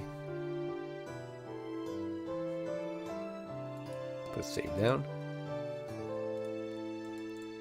I take off my shirt and take things out of the bag. And then a white ribbon sticks out between the textbooks. Oh, I should probably give this back. The ribbon I've been carrying for 8 years since that day.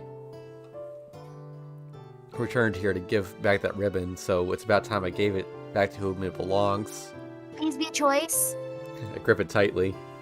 I imagine myself giving the ribbon to Hisui and shake my head.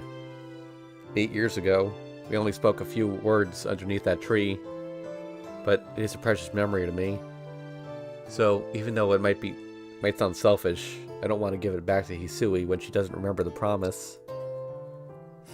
Besides, there's something... I can't quite place it, but there's something not right. Until this feeling goes away, I want to hold onto this ribbon. Sitting in my chair, I look at the leaves fluttering down. I put the ribbon in my pocket.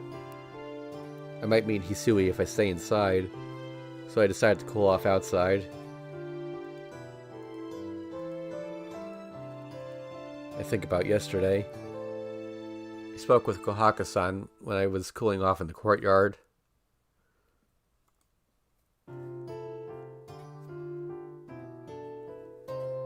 Why did you return? Her face, for an instant, was not her usual cheery expression. Just what was that all about? Huh? Shiki-san, you've grown to like this place? Is she done cleaning? Kohaku-san walks over to me with her broom. No, that's not it. Having her appear in front of me like this, while I was thinking about her, I'm unable to respond quickly. Anyway, I'll just be in Kohaku-san's way, so I should get back to my room. Oh, are you leaving already, Shiki-san? It is still pretty early, so can't you stay here a bit longer? Kohaku-san places a broom on the ground. I didn't want to get in your way. I'm already done sweeping. I've already checked on the flowers, so I'm finished. I have a little spare time before I have to prepare dinner, so I thought I would come here and relax. She takes off her apron, as if emphasizing the fact that she isn't working right now. So, Shiki-san? Would you mind talking with me? No. If you're fine with it, then sure. Then it's decided. Kohaku-san says with a smile and sits down on a chair a little distance away. Actually, let me make a correction. Trying to sit down, she stares at me. Shiki-san, you look like you aren't very happy. Eh? Do I look that way? Yes. If you keep that face up, your glasses will cloud over, you know. Kohaku warns me half-jokingly. Anyway, Shiki-san, about our conversation last night. Yesterday's conversation? Which one? About you borrowing something a long time ago. Did you already give that back? Her eyes shine brightly as she asks. Come on, Shiki. Just like the time I received the knife, she seemed incredibly curious. No, the person doesn't seem to remember it. That's not the whole reason, but I've decided to hold on to it for now. Oh, so you'll just steal it like that? It's not like it's a useful thing, right? Yeah, it's not anything useful. It was nice to get it, but I haven't even used it once. Well, a guy using a ribbon is just weird, and thankfully, I'm not into that sort of thing. I see. Hey, Shiki-san? Can I guess who you got it from? Sure, you seem to like that sort of thing. Yes. That person definitely has to be Hisui-chan, right? Bingo. Well done, Kohaku-san. It was 8 years ago, right? Hisui-chan was the one really close to you back then. Kohaku-san sounds very happy. Really close to me. Is that so? Putting that aside, the promise was a really important thing for me. That day 8 years ago, that girl who only watched me came to tell me to give it back. That really saved me. Huh? With a pause, Kohaku looks directly at me. I don't know how it was for her, but without that promise, I think I would have become a miserable person. Those days where I was treated like an unwanted child. I was given her most prized possession and was told to come return it. Thinking that the girl was waiting for me, Tonoshiki, at the place I was supposed to return to.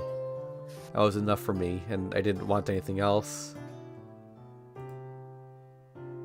Yeah, that's right. That's why I can't simply give it back. If I give it back to Hisui, she'd just take it away like an empty plate after dinner. I don't want that. I know it's just my selfish notion, but I can't give it back to Hisui yet. I want her to remember it. Since it made me so happy, I want to thank her and fulfill the promise. If I don't do that, I don't think I will be able to face myself or Hisui. Still sitting in the chair, I completely bare my heart. I don't know why I'm telling all of this to Kohaku-san. Maybe there's something about this garden that helps me talk about the past. Kohaku-san, is something the matter? You look troubled. Eh? I feel like I always do. With her troubled face, she smiles like normal. Well, she tries to. Shiki-san? Am I really making that strange of a face? She looks at the window glass. In the window is the troubled-looking face, and Kohaku-san just looks at herself in a surprise. Kohaku-san? If you aren't feeling well, you can go back to your room and rest. Don't mind me. Maybe you're right. I'll rest and then get dinner ready. Kohaku-san slowly walks away.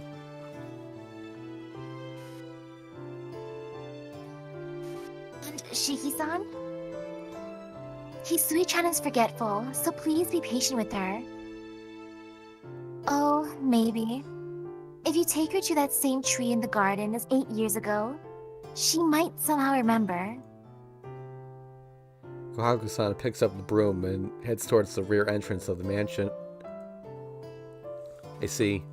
If I take her to that tree, she just might remember. But that seems wrong. If I force her to remember, that won't make me happy either. Maybe it is a good idea to go see that tree. I haven't been there since I got back, so maybe I'll swing by there when I have another chance. Huh? Come to think of it, wonder why Kohaku-san knows about where I met Hisui. Even though they're sisters, I can't imagine that Hisui would just tell her. That promise seems secret somehow. I just can't imagine Hisui with her personality telling Kohaku-san like that. Come on, Shiki, realize. Dinner, as usual, is a quiet affair with just me and Akiha. Kohaku-san stands behind Akiha, and Hisui stands behind me during our wordless dinner.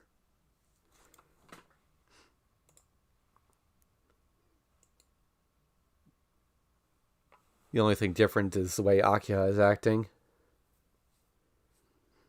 Until now, whenever my tableware would make noise, Akiha would look up with a scowl. Today, however, Akiha makes quite a lot of clattering herself. In the end, I think that's Akiha. To my room. Please clean up my dinner. Saying so, she leaves the dining room behind. What's with her? She seemed so cheerful this morning. Hisui is silent. Kohaku-san is clearing things up in the kitchen like normal. And then, in the lobby, I hear the sound of someone falling. Akiha? Fearing the worst, I race towards the lobby. There, I see Akiha leaning on the stairs. Her breathing is irregular, and I can hear her wheezing from here. Her face is pale, and beads of sweat are on her skin. I can see with a single glance that she's not okay. Hey, Akiha. Don't come near me. I stop. Leaning on the stairs, Akiha refuses me violently. What? Don't come near you. What are you talking about? I don't know what happened, but I can't just leave you like that. I'm fine. Just don't come any closer, Nissan. What? My heart skips a beat. Akiya just breathes painfully. There's something wrong with me. For a moment, I feel it resembles the figure of Yumizuka Satsuki. Aki-ha. Fine, so please don't come near me. If you come near me, I'll... She wavers, then collapses. Akiha. I dash towards her.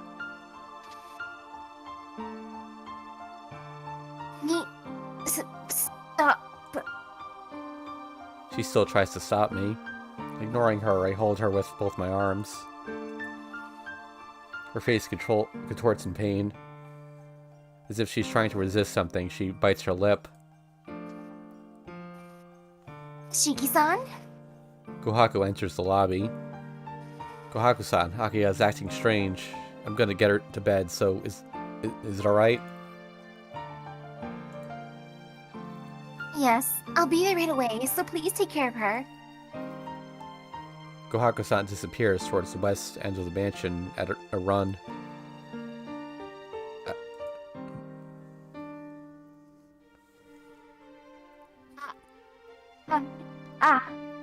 Akiya suppresses her cry. Her back arches as pain seems to flow through her.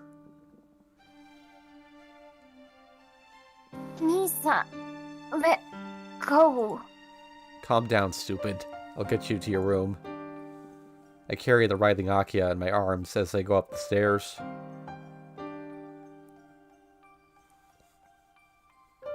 No, Nisa, let go.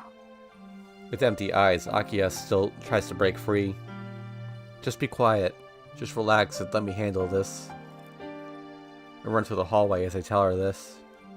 Her wild breathing. Her flailing nails. Her fluttering hair. They all rob me of my calm. I must be going crazy. For a brief instant, I think I saw a flash of red.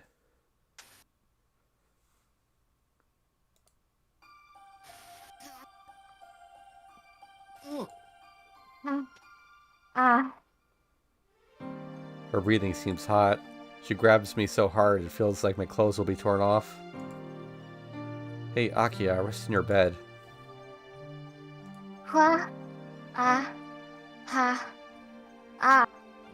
She lies down in bed, still breathing hard. The bed shakes. Her hair shaking wildly, she claws at her breast. That redness again. It has to be in my imagination.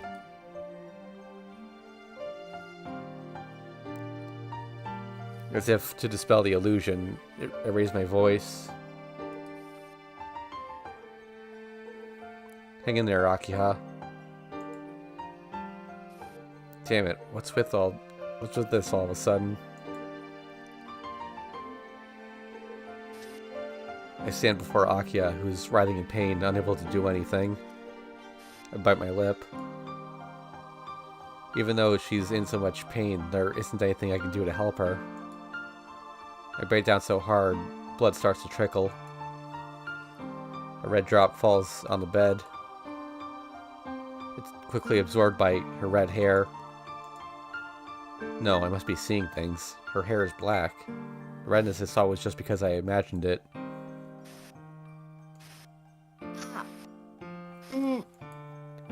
Maybe laying in bed is helping as her breathing gradually calms. I relax a bit. I suppose if she's like that, she should be alright without me. Kohaku-san will be here soon, and I couldn't stay here. I couldn't stay in a room for too long. Rest easy. Kohaku-san will be here soon. I start to stand up. In that instant... No. Akiya embraces me. No, embraces isn't the right word. With all her heart, she clings to me as if she's trying to rend my back to pieces. Akiha, what are... I can't imagine this much strength coming from those delicate arms. She grips me hard enough to cause bruises. Don't leave me, son. Her nails drive into my back. As if frightened of something, she continues to cling to me. How can I break free from that? Her nails rip into me. Despite this, I embrace her shoulders. Akiha, it's okay. I'm here.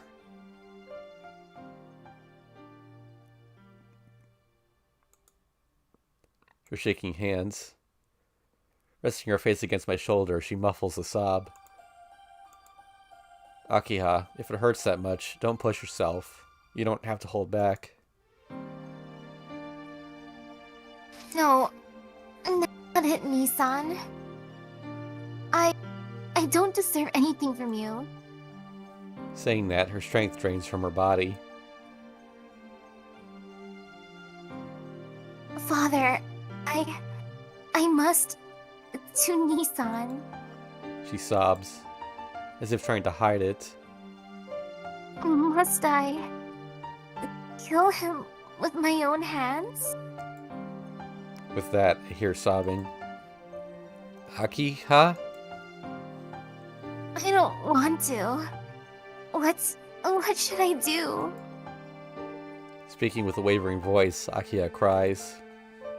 No matter how hard she tries, she can't hold it in. I just hold her, not saying anything. How long did it last?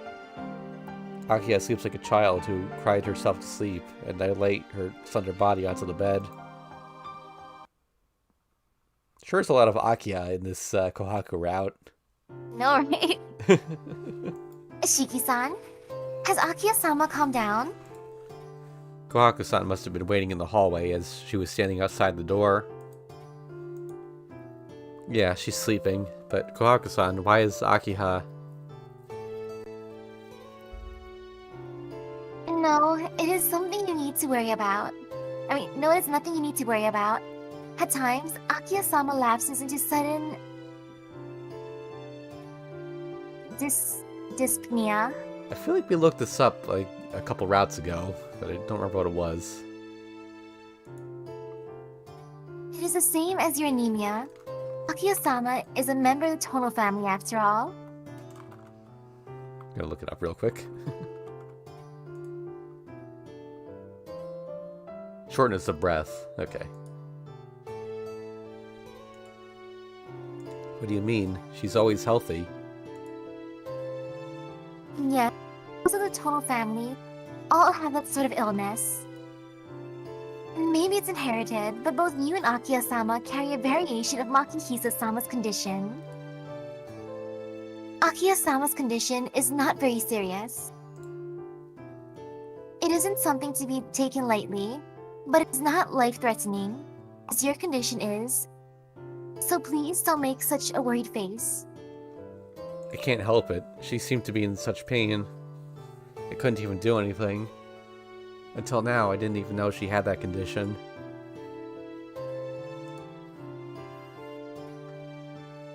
Yes, Akiya-sama tried her best to keep it a secret from you. We were also told to keep it a secret from you. But why? Akiya-sama didn't want to worry you.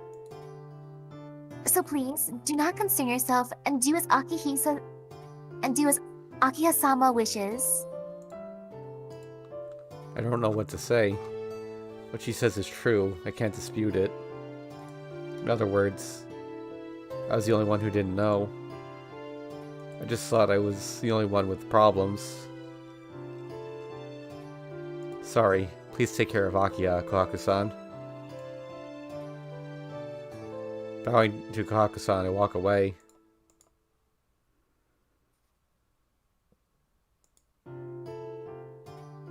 I go back to my room, but I can't sleep. The frightening figure of Akiya burns in my mind, and I can't calm down. Ow. My back hurts. Blood oozes where her nails dug into my back. Her nails left numerous knife-like marks on my skin. But they don't hurt that much. Look out the window to the distant moon. My worrying heart still cannot calm down. She was in such pain. The illness of the Tono family. My pulse increases. Just thinking about it, I get mad at myself for not knowing anything. Red. Blood drips from my lip. It was only for an instant, but her hair was blood red. Damn it. I can't come down because I'm angry at myself. That's a lie. That hair. Just remembering that color makes my heart beat like a drum. What's wrong with me? I just remember her red hair causing my blood to boil and my breathing to become difficult. I try not to think about it, but I can't even manage that. Back then, Akiya was just too beautiful. Even now. This was the first time I was so into something. No, or I think I felt this burning sensation in my head a few days ago. Jeez, I'm acting like I'm in love with Akiha. That is also a lie. His excitement isn't anything as gentle as love. Remembering and breathing out of control. This is what you call lust. Thank goodness no age scenes have happened yet, because there's nothing to flash back to.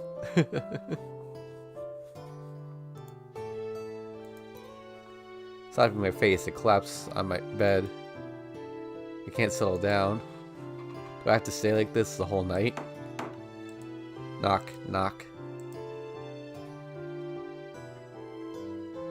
Chiki-san? Are you? I'm up. Kohaku-san? Yes. Please excuse me, Shiki-san. Kohaku-san enters my room carrying a silver tray. There's a glass of water and something that looks like medicine. You look like you're not feeling well after all. Before you looked very worried.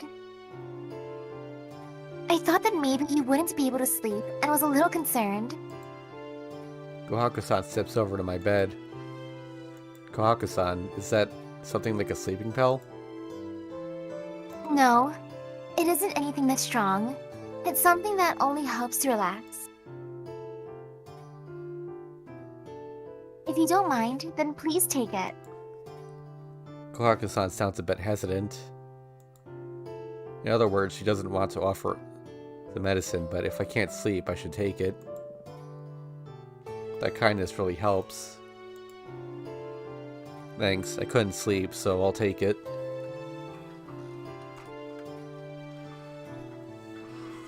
Is it okay, Shiki-san?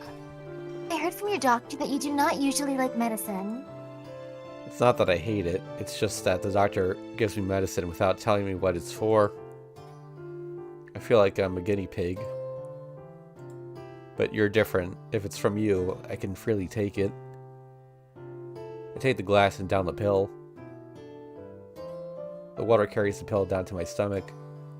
I don't think it's because it works that fast, but the cool water seems to already calm my agitated mind. Thanks. With this, I should be able to sleep soon. Yes, well then, I'll be going. Sweet dreams, Shiki-san. With a bow, Kohaku-san exits the room. Stretching out my arms, I let out a deep breath. I should just stop thinking about Akiha. I should go to sleep and wait until tomorrow.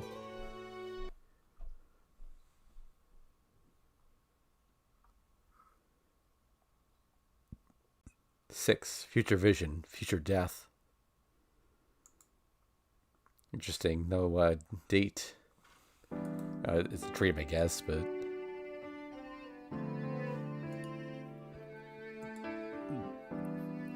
I open my eyes. Thanks to Kohaku-san's medicine, my head is cleared perfectly. Look out the window in the sky, which is clear too. I feel like something good might happen today. After breakfast, I head to school. I thought that I would see how Akiya is doing, but I stopped myself. Hurrying things just makes things worse. I decided to just go to school. School is just the same as always. Nothing is especially different. Nothing threatens me. In the afternoon, everyone leaves and the school building becomes quiet. For no reason, I just kill time until sunset. Night falls. I don't feel like going back to the mansion. I should play around a bit and then decide what to do. Oh god. Panting. Finishing it up, I resume breathing. In front of me is a new girl's dead body. Both my hands are painted with blood. Panting. Looks like I did it again. I didn't really feel like it, but once I started, I just got into it. It's a bad habit. Well, what should I do with the dead body? Pant, pant, pant, thud. My voice is the only thing that echoes in the air, but I hear a weird sound at the end. Who is it? I turn around. I hear footsteps along the path leading to the main street. Panting.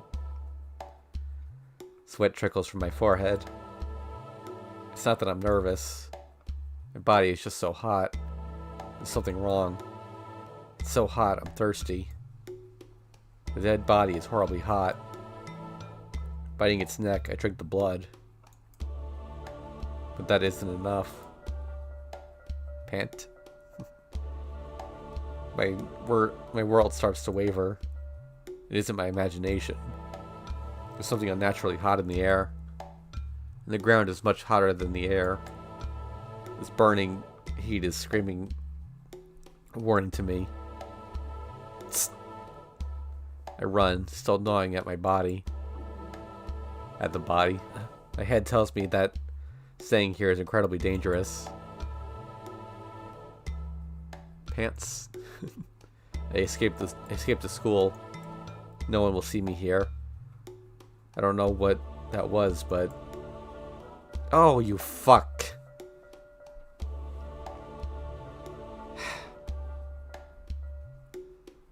That's... The maid routes are the most... Yep. dangerous. Okay, that's 3:45. 3 hours, 45 minutes. It's smiling. Behind me, I feel an indescribable heat. I turn around and see what is there. Something like that. It's like red heat in red text. I feel something moving towards me. Damn it. It chases after me.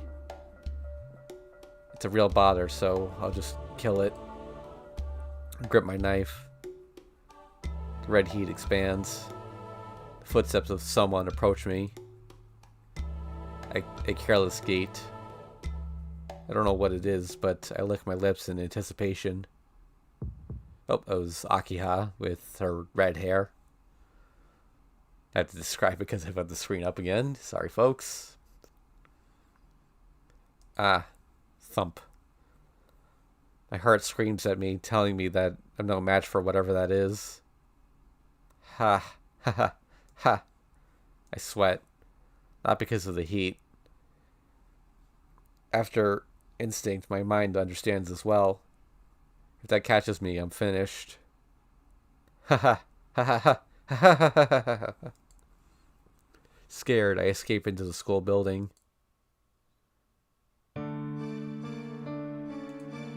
Panting. I run up to the 4th floor. If I come up here, it won't follow me this far. Oh. Why are you smiling? Ha, ha, ha, ha. Taking a deep breath, I realize I'm still biting that dead body. I open my mouth.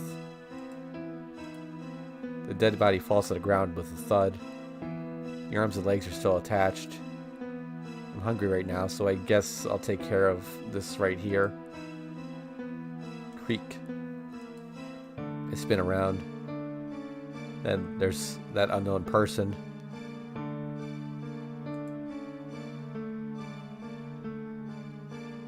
Son? That person speaks. These hands are bloody, and my feet is a dead body. I've been seen. I've been seen where I killed someone. There's no more reason to be afraid. No matter what it is, I have to finish it here and now. Ha! Gripping my knife, I run towards the enemy. In that instant, Cree! My arm disintegrates. What? Stopping, I leap backwards. I barely avoided that red heat. You, what the? There's nothing past my elbow. It doesn't hurt. There's no blood.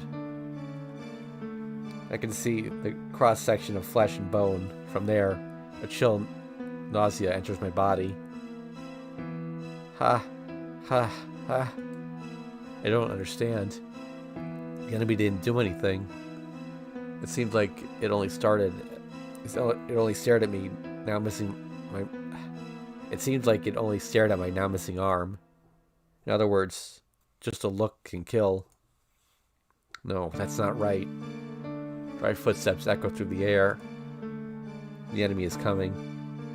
That's foolish. If I fall in the enemy's line of vision, I will die. He. In the dark, I run down the hallway. I make it to the stairs. Footsteps sound closer. Ha, ha, ha, ha. I open the window. This is the 4th floor, but I don't care. The difference between my skills and the enemies are just too great. I have to get close to kill, but the enemy merely has to look. The only way to kill such a thing would be through a surprise attack. For now, I have to get away and kill the enemy later. Outside the window is a web of countless red threads. Stick my body out the window. Ah! Ah! Instantly, my body burns. Before I burst into flames, I roll back in the hallway. What was... The red threads are wrapped around the school building. I don't understand. There's nothing outside the building, but if I go outside, I'll go up in flames. I hear the footsteps. Damn it, the window is no good. I need to escape. If I don't, I'll die. If I roll down the stairs. I make it past the 3rd floor to the 2nd. I can make it. I'm faster than the enemy. No, there's already red hair behind me. I roll. All of a sudden, my leg is vaporized. Gah! Ah! Ah! I roll again. Backwards, away from the stairs. From above, I hear the footsteps of the enemy walking down the stairs. Panting. With my remaining arm and leg, I escape down the hall. Gah, what's this? Shit. I scream. Even though the enemy is still up by the stairs, my body feels so cold. Down the hall, that red heat. The hallway is not enough to sweat, but my body is cool. And then the part that still felt cool evaporates. Ha! Ha! Ah! But I won't die with such a wound. Like that, I enter a nearby classroom. Clomp, clomp, clomp, clomp.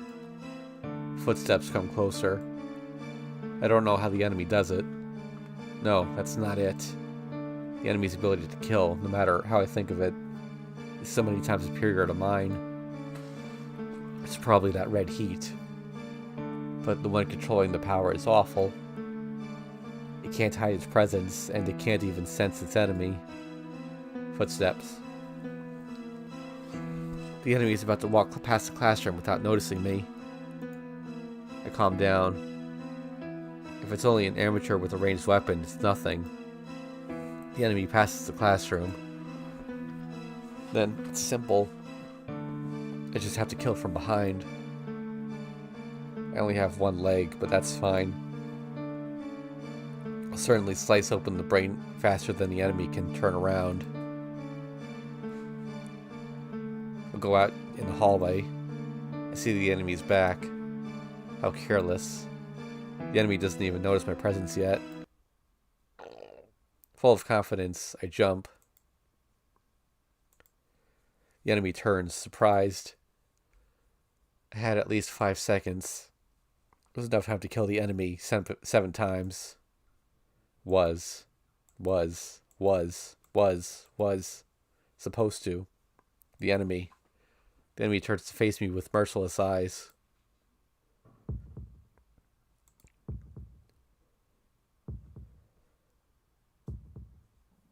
Hurt? Yeah. Okay, I'm surprised you can still move that body. The enemy speaks. Clang. My knife falls to the ground. Hot. What is this? The enemy did not need to feel anyone's presence to protect itself. The enemy's surrounding is filled with heat. Just sitting close, my skin roasts and it stops my movement. It's because that red hair is wrapping around my limbs. Ha! I look up. The clouds part. The freed moonlight illuminates the enemy. Is the enemy confident it's over? The fluttering hair falls down. It is Akiha. I can't speak, but with that, I realize that this is a dream. I need sign. She led quite the chase, but it is now over. She looks directly at me. Red hair shoots forth. I can't escape from her gaze. No, that is wrong. A piercing chill from the center of my spine. And then the feeling of everything being taken. So this is wrong. I can still make it. Cut it. Cut that hair. Or maybe. Not being able to do anything, my consciousness fades. This is a dream, so I can't see it right now. Why did it end this way? Oh. End this way. Akiya mutters this like a curse. Then, Good work, fulfilling your duty as the head of the household. with a smile, Kohaku-san says this. A nightmare. This is a nightmare. This is just a glimpse of the future. This is an undecided future. So I have to hurry back to my own time. 6, King 2, 6th day, October 26th, Tuesday. Is that Capital Shiki's point of view? I think that was our Shiki, but it's like a premonition, you know. I guess it'll explain it in time. We're coming up on 4 hours here, so I guess we can end it here for today. Okay. So, if I'm looking at the flowchart right, there's a chance we could finish this on the next stream. Ooh. It seems pretty short. Depends on how long the text is, but...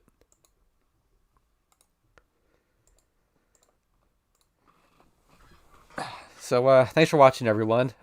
Next week is actually a little iffy. On Friday, I'm actually going to be streaming Pokemon Scarlet, since it's launch day. For the YouTube watchers, that's going to be over on my new second channel. You can find the link to that on my main channel page, and I guess I'll add a link to that in the description in a minute. And then Fate Grand Order's next main story chapter may or may not be releasing this week. If it is, I'm not going to be able to stream on Saturday, but if it's not, then we'll be back to this. It'll start 1 hour earlier than usual, because thanks to daylight savings time, we had to adjust the schedule. So, yeah, if you see fake Grand Order episodes going up on my channel, then there won't be any Tsukihime next week. But if you don't see them, then there will. So we'll see what happens. Thanks for watching. See you guys next time.